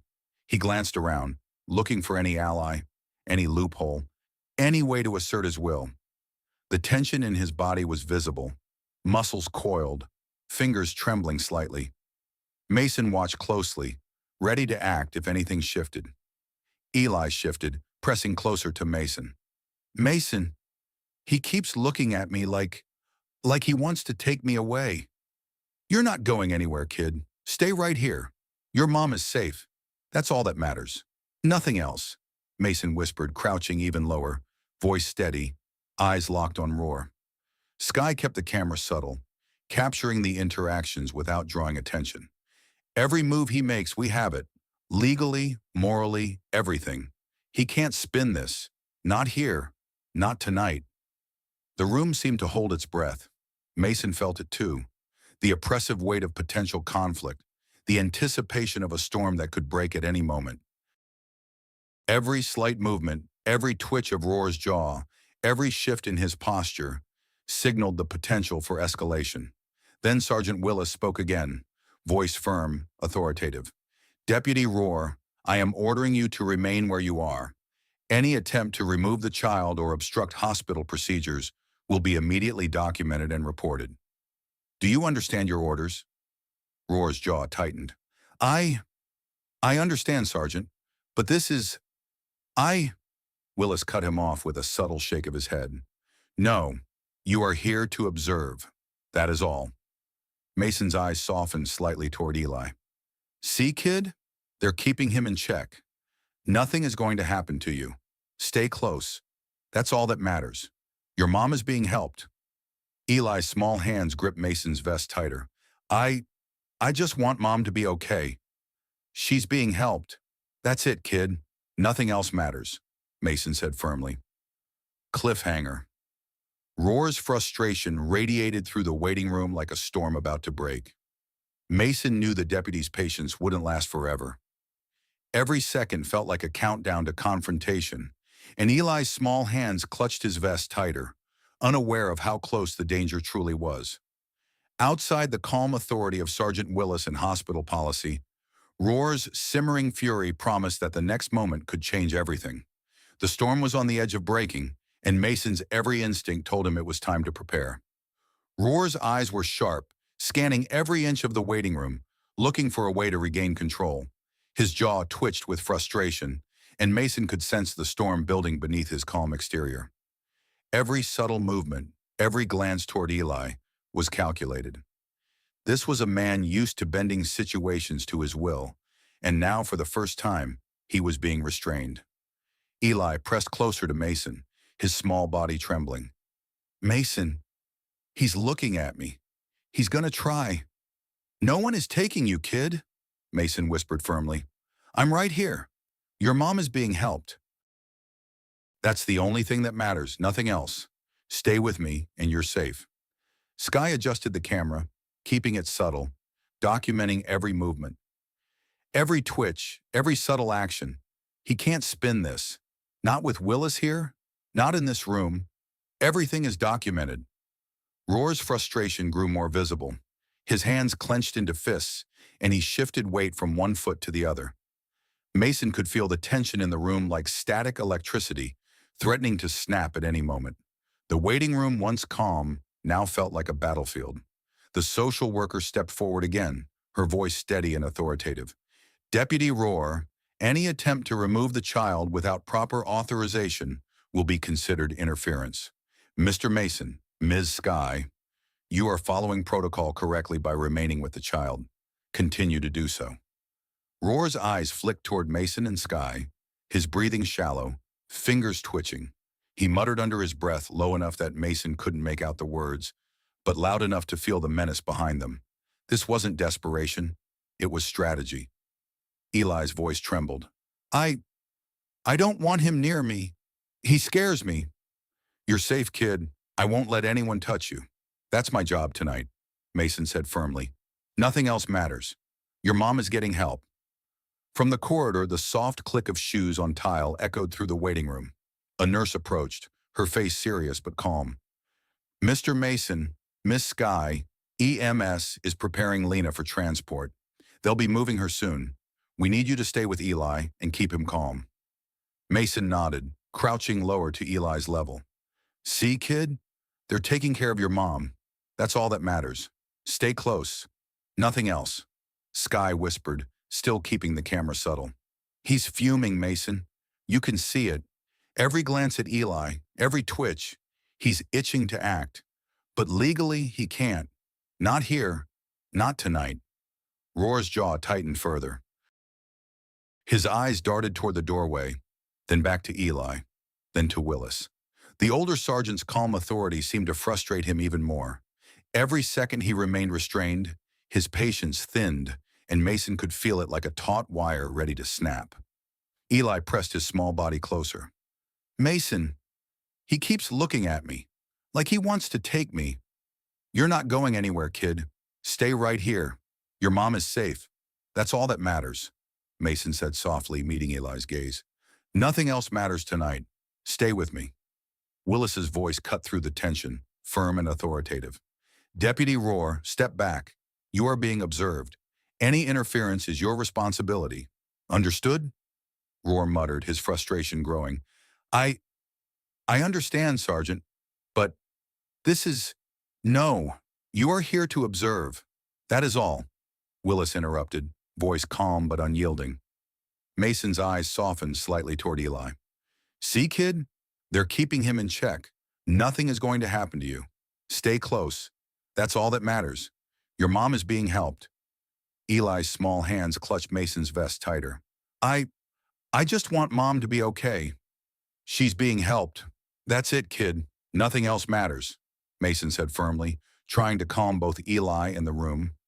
The waiting room seemed to hold its breath. Mason could feel the oppressive weight of potential conflict, the anticipation of a storm that could break at any moment. Every subtle movement, every twitch of Roar's jaw, every shift in his posture signaled the potential for escalation. Then the soft sound of boots on tile echoed again. Another nurse appeared, glancing at Roar and then at Mason. Mr. Mason, we need to prepare for Eli's mother to be moved. Any interference will be documented. Stay close to the child and maintain a calm environment. Mason crouched closer to Eli, voice soft but steady. Nothing is going to happen. Your mom is safe, kid. That's all that matters. Just stay close. That's your shield. Eli nodded, small hands trembling but gripping Mason's vest tightly. I just want her to be okay. She will be, kid. That's all that matters. Stay with me, Mason reassured him. The tension was palpable.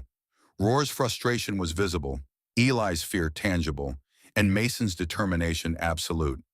Every second stretched, every movement charged with possibility. The storm was on the verge of breaking, and Mason knew that any misstep could change everything. Cliffhanger. The calm authority of Sergeant Willis kept Roar restrained for now, but Mason could sense the deputy's patience reaching a critical point. Eli's small hands clutched his vest tighter, trembling with fear. The quiet of the waiting room was deceptive.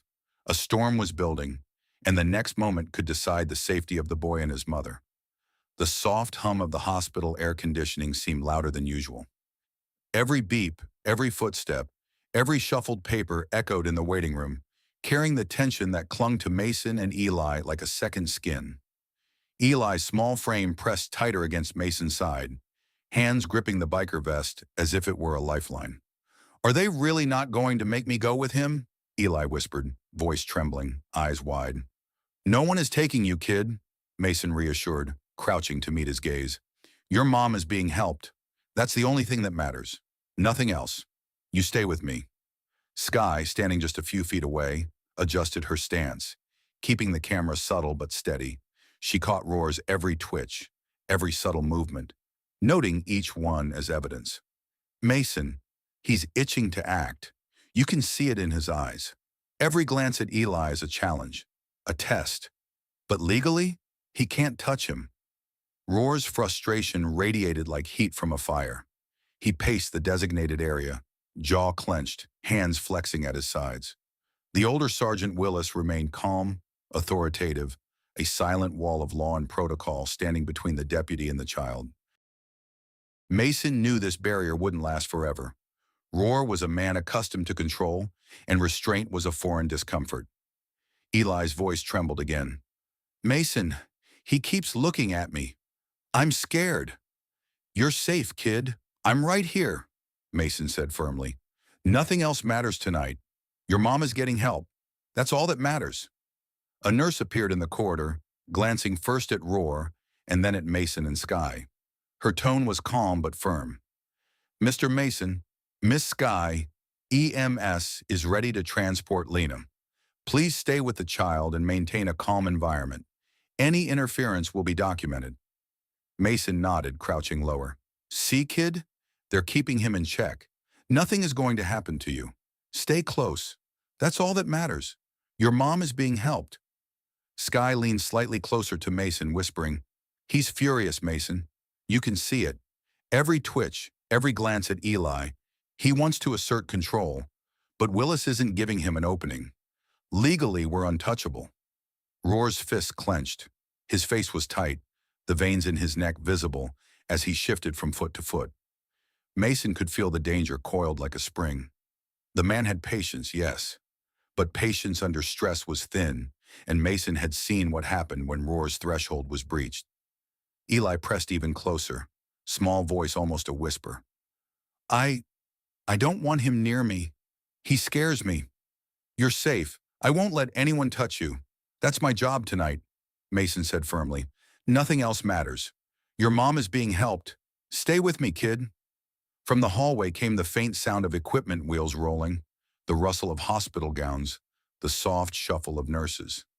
The environment was calm on the surface, but beneath, every heartbeat was accelerated. Mason could feel the storm building, like a predator crouched, waiting for a single opportunity to strike. Willis spoke again, calm and commanding. Deputy Rohr, step back. Observe only. Any interference is your responsibility. Understood.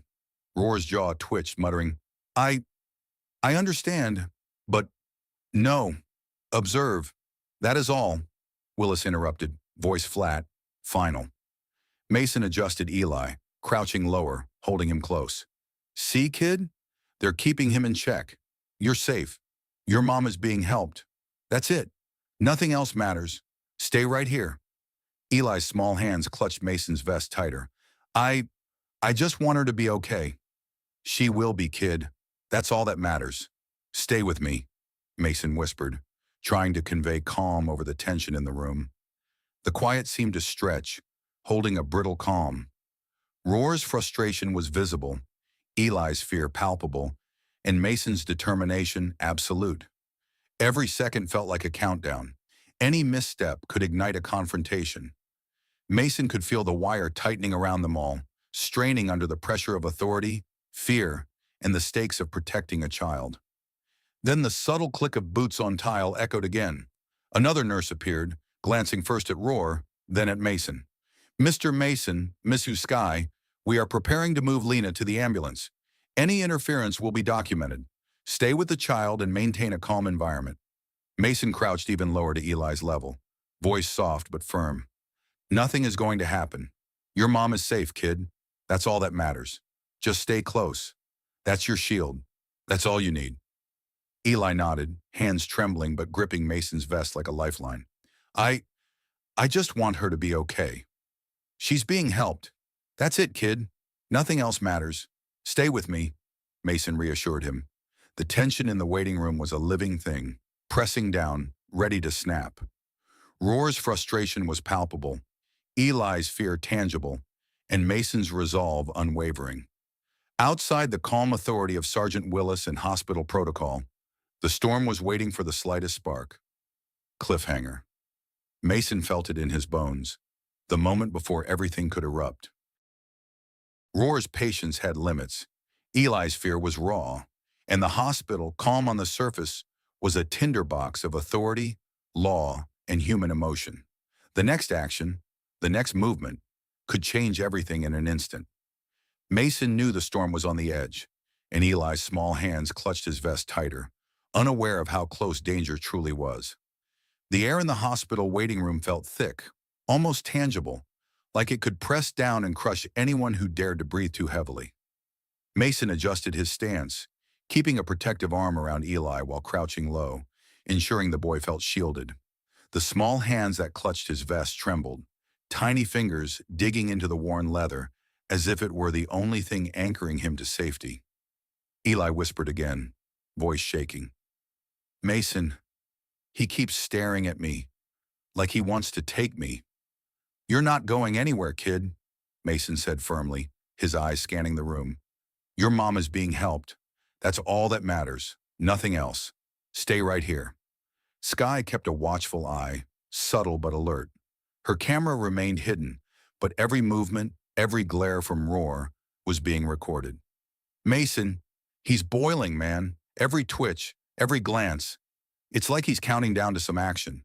But legally, he's trapped. He can't touch Eli. Rohr's face was taut, jaw clenched, fists flexing at his sides. He shifted his weight from foot to foot, pacing the boundary he was allowed, each movement sharp, deliberate, and threatening. His presence loomed over the room like a storm waiting for a spark. Eli's voice rose slightly, a whisper of fear. I don't want him near me.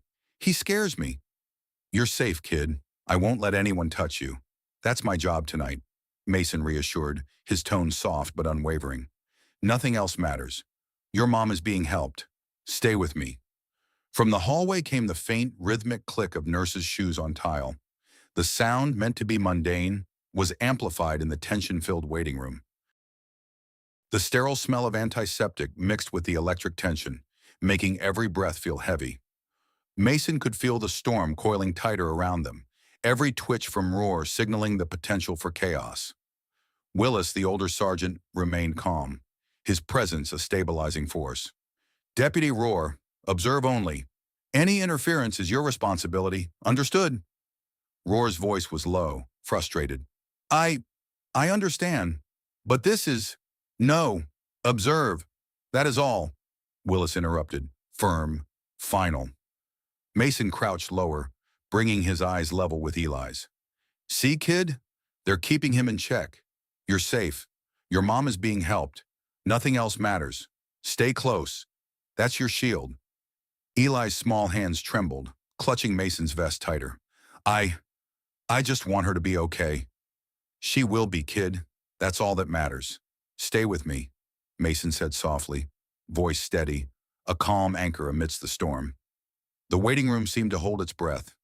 Every subtle shift from Roar, every flick of his eyes toward Eli, every tightening of his jaw, carried the weight of potential escalation. Mason could feel the tension pressing against them, a living thing ready to snap at the slightest provocation. Then came the soft sound of hospital equipment rolling across the tile floor. Another nurse appeared, glancing first at Roar, then at Mason and Skye. Mr. Mason, Miss Skye, EMS is preparing to transport Lena. Any interference will be documented. Stay with the child and maintain a calm environment. Mason nodded, crouching closer to Eli.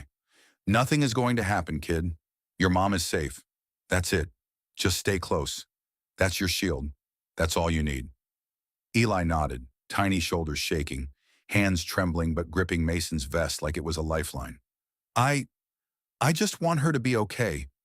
She's being helped. That's it, kid. Nothing else matters. Stay with me, Mason said firmly. The storm in the room was quiet but alive. Roar's frustration was visible, Eli's fear tangible, and Mason's resolve absolute. Outside the calm authority of Sergeant Willis and the protocols of the hospital, the situation was a pressure cooker, seconds away from erupting. Skye leaned closer, whispering to Mason. He's pacing. Every glance at Eli, every twitch. It's like he's counting the seconds until he can act. But we're covered. Legally, there's nothing he can do. And Willis? He's keeping a perfect wall between Roar and the kid. Mason tightened his arm around Eli, voice low, steady. Kid, listen to me. Your mom is being helped. That's all that matters. Nothing else. We're going to get through this. Just stay right here. Your shield is strong, and no one can break it tonight. Eli's lips quivered. I don't want him to take me. You're not going anywhere, Mason whispered. Nothing else matters. Just me, you, and your mom. That's it. Stay right here. You're safe. The quiet tension stretched, holding a brittle calm. Roar's frustration was a storm beneath the surface. Eli's fear was raw, and Mason's determination held the balance. Every subtle shift, every glance, every suppressed movement could change everything in a second. Cliffhanger. Mason could feel the wire tightening around them all. Roar's patience was running out, Eli's fear was mounting, and the hospital's calm was deceiving. One wrong move, one misstep, and the storm could break. Eli's small hands clutched Mason's vest tighter, unaware of how close danger truly was, while Mason's eyes never left the deputy, calculating every possible outcome. The fluorescent lights of the hospital waiting room flickered slightly, casting a cold glow over Mason and Eli. The boy's small frame pressed against Mason's side, his forehead resting against the biker's chest, as though searching for a heartbeat that promised safety. Every rustle in the hallway, every soft thump of shoes against tile, made Eli flinch. Mason adjusted his hold on him. Kid, I know it's scary, but nothing is going to happen to you. I promise. Your mom is being helped, and that's all that matters right now. Stay close. That's your shield. Eli's voice was barely a whisper. Mason, what if he tries to take me? No one's taking you, Mason said, his tone firm yet calm. Not tonight. Not ever. Your shield, me, is right here. That's all that matters. Sky moved slightly, staying out of direct sight but keeping Roar in her peripheral vision.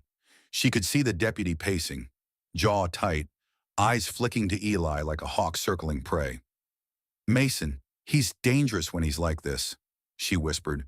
You can feel it, can't you? Every twitch, every glance. It's like he's counting down until he thinks he can make a move. Mason nodded slightly, not letting Eli see. Yeah, I feel it. But we've got the law and Willis backing us up. That's our wall. Nothing gets past it. But we have to stay sharp. One slip, and it could get ugly. Eli's small hands gripped Mason's vest even tighter. I just want Mom to be okay. She's going to be okay, kid, Mason said softly. That's all that matters. Right now, we focus on her. Nothing else.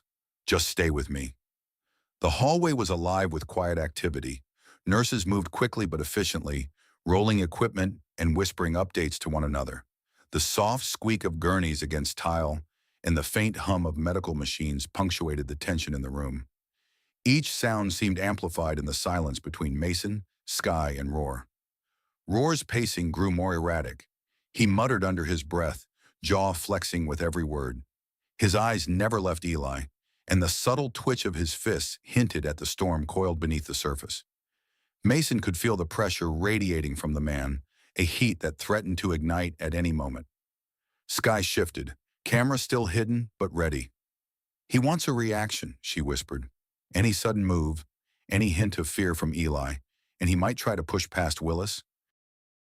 We need to keep him calm, or at least distracted. Mason lowered his voice, keeping it steady, soothing Eli with repetition and reassurance. Kid, your mom is safe. Nothing else matters. Me, you, and your mom. That's it. Your shield is strong, and no one can break it tonight. Just stay close. Eli's lips trembled. I don't want him near me. He scares me. I know, kid. I know, Mason said softly. But you're safe. Your shield is right here. That's all that matters. Stay with me. Nothing else. The tension stretched, holding a fragile calm. Roar's frustration was palpable, Eli's fear raw, and Mason's determination absolute. Each second that passed felt like a countdown, the slightest misstep threatening to ignite a confrontation. Willis remained the calm center, a human barrier between Roar's rage and Eli's vulnerability. Deputy Roar, observe only. Any interference is your responsibility. Understood? Roar's voice was tight, frustrated. I understand, but no. Observe. That is all, Willis interrupted, cutting him off. His tone left no room for argument. Mason crouched lower, locking eyes with Eli. See, kid? They're keeping him in check. You're safe. Your mom is being helped. Nothing else matters. Stay close. That's your shield. The faint click of shoes against tile echoed again as a nurse appeared, glancing at Mason and Sky, then Roar. Mr. Mason, Miss Sky, EMS is preparing to transport Lena. Any interference will be documented. Stay with the child and maintain a calm environment.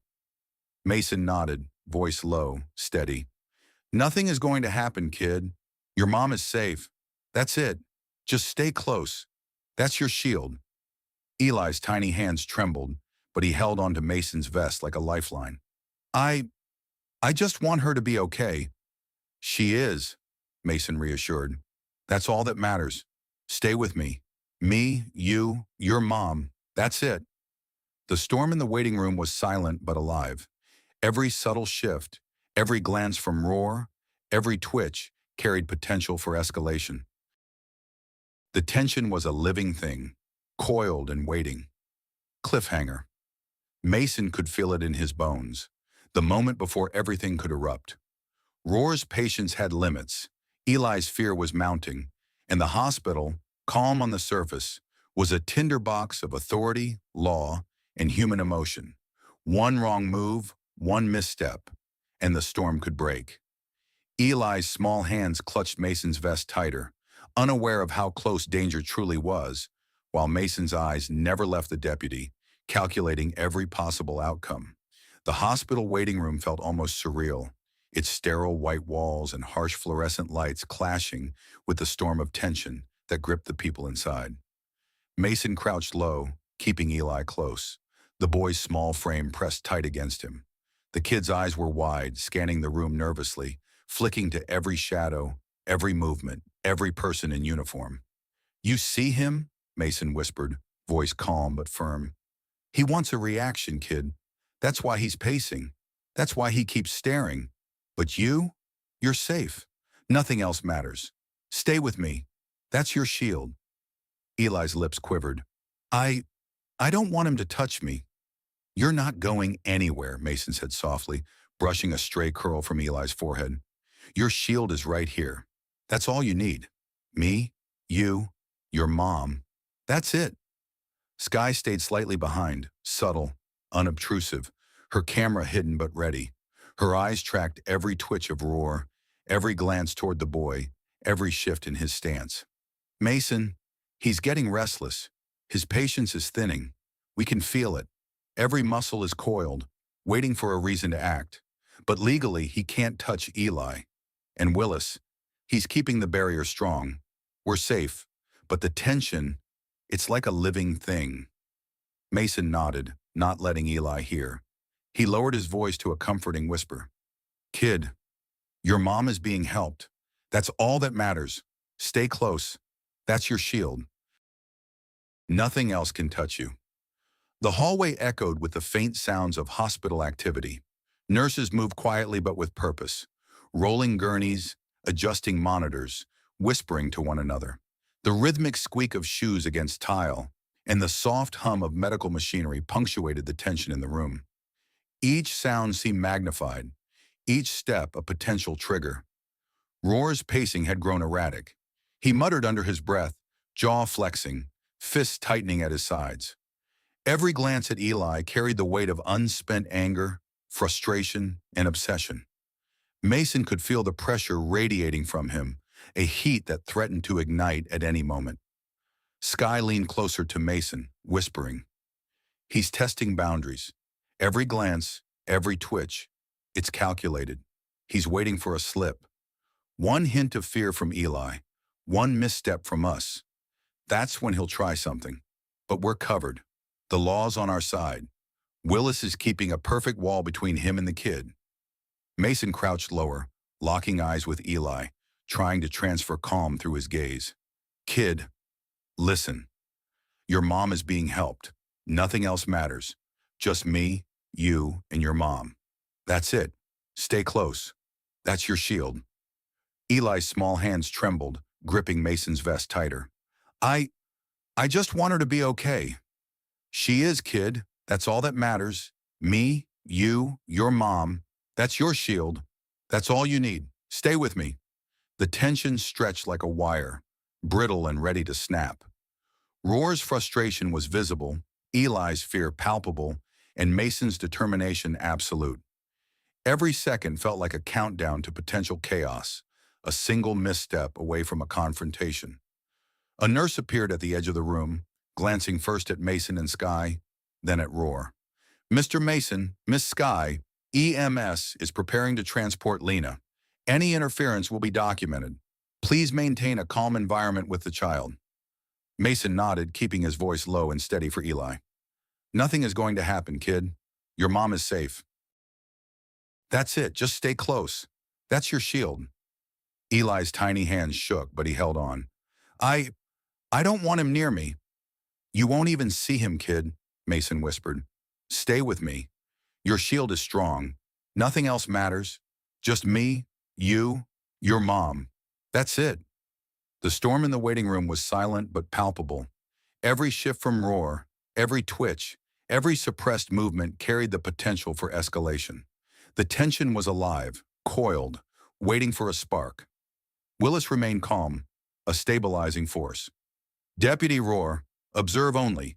Any interference is your responsibility. Understood?" Roar muttered his acknowledgement, his jaw still tight, frustration radiating. I understand, but no, observe. That is all." Willis said, leaving no room for argument. Mason crouched closer to Eli, locking eyes with him again. See, kid? They're keeping him in check. You're safe. Your mom is being helped. Nothing else matters. Stay close. That's your shield. The faint squeak of a gurney rolling by reminded Mason how fragile the calm was. One wrong move could ignite the storm. Cliffhanger. Mason felt the tension coil tighter around them. Roar's patience had limits. Eli's fear was growing, and the hospital's calm was deceiving. One wrong move, one misstep, and the storm could erupt. Eli clutched Mason's vest tighter, unaware of how close danger truly was, while Mason's eyes never left the deputy, calculating every possible outcome. The hospital waiting room had grown heavy with anticipation. Mason kept his arm around Eli, feeling the boy's small body tremble slightly. Every flicker of movement from Roar made the kid flinch, as if the deputy's gaze alone could reach through his shield. Mason whispered softly, trying to transfer calm. Kid, I know it's scary, but you're safe. Nothing is going to happen to you. Stay close. That's your shield. Just me, you, and your mom. Eli's eyes darted nervously across the room. He's still staring. He's gonna try to take me. Mason's jaw tightened. No one's taking you, kid. Not tonight. Not ever. Stay with me. That's your shield. That's all that matters. Sky remained slightly behind, camera hidden, tracking every subtle twitch in Roar's body. Mason, he's restless. The tension is building. He's counting every movement, every second. He's looking for a reason to act. But legally, he can't touch Eli, and Willis is making sure of it. We're safe, but the tension, it's alive. Mason nodded silently, keeping Eli close. Kid, see? We've got a wall around us. You're safe. Nothing else matters. Stay with me. The waiting room echoed with faint hospital sounds. Monitors beeped softly, carts squeaked, and distant voices murmured. Every noise seemed amplified, each step a potential trigger. Eli pressed himself closer to Mason, gripping his vest tightly. Willis, he's keeping a perfect barrier, right? Mason whispered, more to himself than anyone. Sky nodded. Yeah, but Roar, he's dangerous when he's impatient. One wrong step, and he'll test that barrier. We need to keep Eli calm, and we need to stay calm ourselves. He's waiting for us to slip. Mason crouched lower, locking eyes with Eli. Kid, your mom is being helped. That's it. Nothing else matters. Just stay with me. That's your shield. Eli's voice trembled. I just want her to be okay. She is, kid. That's all that matters. Me, you, your mom. That's your shield. Stay close. The hallway outside seemed to hold its breath, the quiet punctuated only by distant sounds of movement. Mason could feel Roar's simmering anger, the energy vibrating through the floor, into the walls, into the very air of the waiting room. Every glance, every twitch of Roar's jaw was a reminder that danger was close. Sky leaned slightly forward, whispering, He's calculating. Every shift, every small gesture. It's like he's trying to find a reason to step over the line. But he can't. Legally, he can't. And Willis is watching. That's our edge. But the tension, it's like a living thing, coiled tight. Mason repeated his mantra softly for Eli, hoping to keep the boy anchored. Kid, stay with me. Your mom is safe. Nothing else matters. Just me, you, and your mom. That's your shield. Eli's small hands trembled as he clutched Mason's vest tighter. I don't want him near me. You won't even notice him, kid. Just stay close. That's your shield. Nothing else matters. The tension in the room stretched, tight and fragile. Roar's frustration was visible, Eli's fear was palpable, and Mason's determination absolute. Every second felt like a countdown, each tick bringing them closer to a potential explosion of chaos. A nurse appeared, quietly signaling to Mason and Sky. EMS is ready to transport Lena. Any interference will be documented. Please maintain calm with the child. Mason nodded, keeping his voice low for Eli. Nothing is going to happen, kid. Your mom is safe. Just stay close. That's your shield. Eli's lips quivered. I, I just want her to be okay. She is, kid. Me, you, your mom. That's your shield. That's all that matters. The storm in the waiting room was silent but alive. Every subtle movement, every twitch, every glance carried the potential for escalation. The tension was a living, breathing thing, coiled, waiting for a spark. Willis remained calm, a stabilizing presence. Deputy Rohr, observe only. Any interference is your responsibility. Understood? Rohr muttered his agreement, jaw tight, fists flexing. I, I understand, but no. Observe. That is all. Willis interrupted sharply, leaving no room for argument. Mason crouched closer to Eli, whispering again. See, kid? They're keeping him in check. Your mom is safe. Nothing else matters. Stay close. That's your shield. The faint squeak of a gurney rolling by reminded Mason how delicate the calm truly was. One wrong move, one misstep, could ignite the storm. Cliffhanger. Mason felt the tension tighten around them like a coiled spring. Rohr's patience had limits. Eli's fear was mounting, and the hospital's calm was deceptive. One false move, one glance, one misstep, and everything could spiral. Eli clutched Mason's vest, unaware of how close danger really was, while Mason's eyes never left the deputy, calculating every possible outcome, every potential threat, every chance to protect the boy. The hospital felt both suffocating and alive. Every beep of a monitor, every squeak of shoes against tile, and every muffled conversation seemed magnified, as if the air itself was charged with tension. Mason kept Eli close, his arm wrapped protectively around the boy. Eli's small hands clutched Mason's vest, trembling, but he tried to stay calm, as Mason had instructed. Kid, listen to me, Mason said softly, his voice steady, anchoring Eli in the present. Your mom is safe. Nothing else matters. Just me, you, and your mom. That's it. That's your shield. Stay with me. Eli nodded, his wide eyes scanning the room nervously. Rohr was still there, pacing, muttering under his breath, jaw tight, fists clenched. He wanted a reaction. He wanted chaos. But Mason's calm presence and the law standing firmly behind them kept Rohr contained. Skye stayed slightly behind, camera hidden, eyes tracking every subtle move. Mason, he's frustrated. The tension is almost unbearable, but Willis is keeping him in check. We've got the law on our side. Eli's safe. But the storm could erupt if we slip. Mason whispered again, focusing on the boy. See, kid? Nothing is going to happen to you. Your mom is being helped. Stay close. That's your shield. That's all you need. Outside the waiting room, Lena's condition had worsened. The EMS team was preparing her for intubation, monitoring her oxygen levels and vital signs. Every breath she took was a struggle, each cough rattling her fragile body. Mason's heart ached, but he kept his voice calm, steadying Eli with every word. Kid, your mom, she's going to be okay. We've got people helping her now. That's it. Me, you, and her.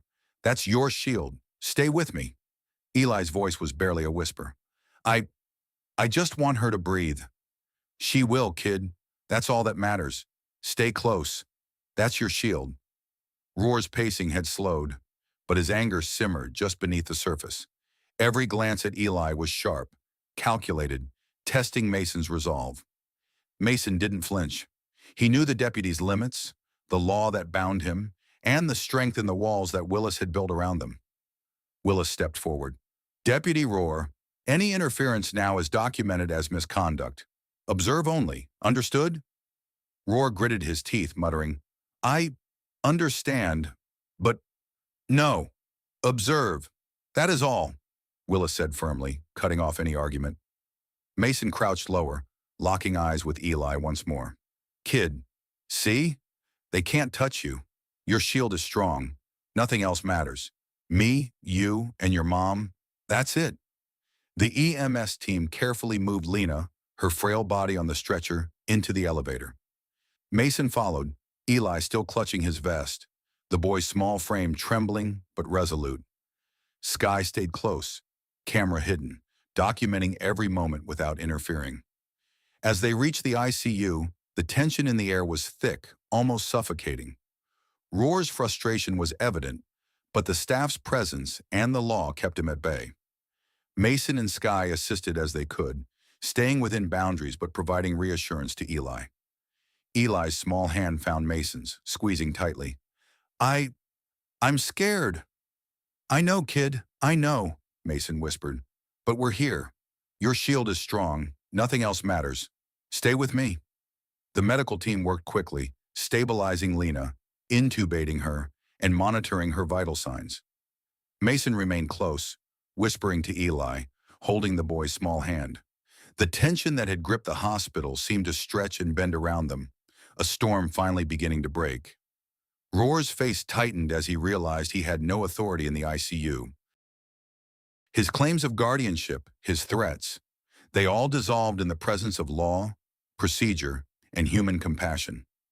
Mason could see the defeat simmering in the deputy's eyes, and yet he stayed focused on Eli, on the boy's need for calm and safety. Eli finally let out a shaky breath. Is she okay? She's being helped, kid. That's all that matters. Stay with me. That's your shield.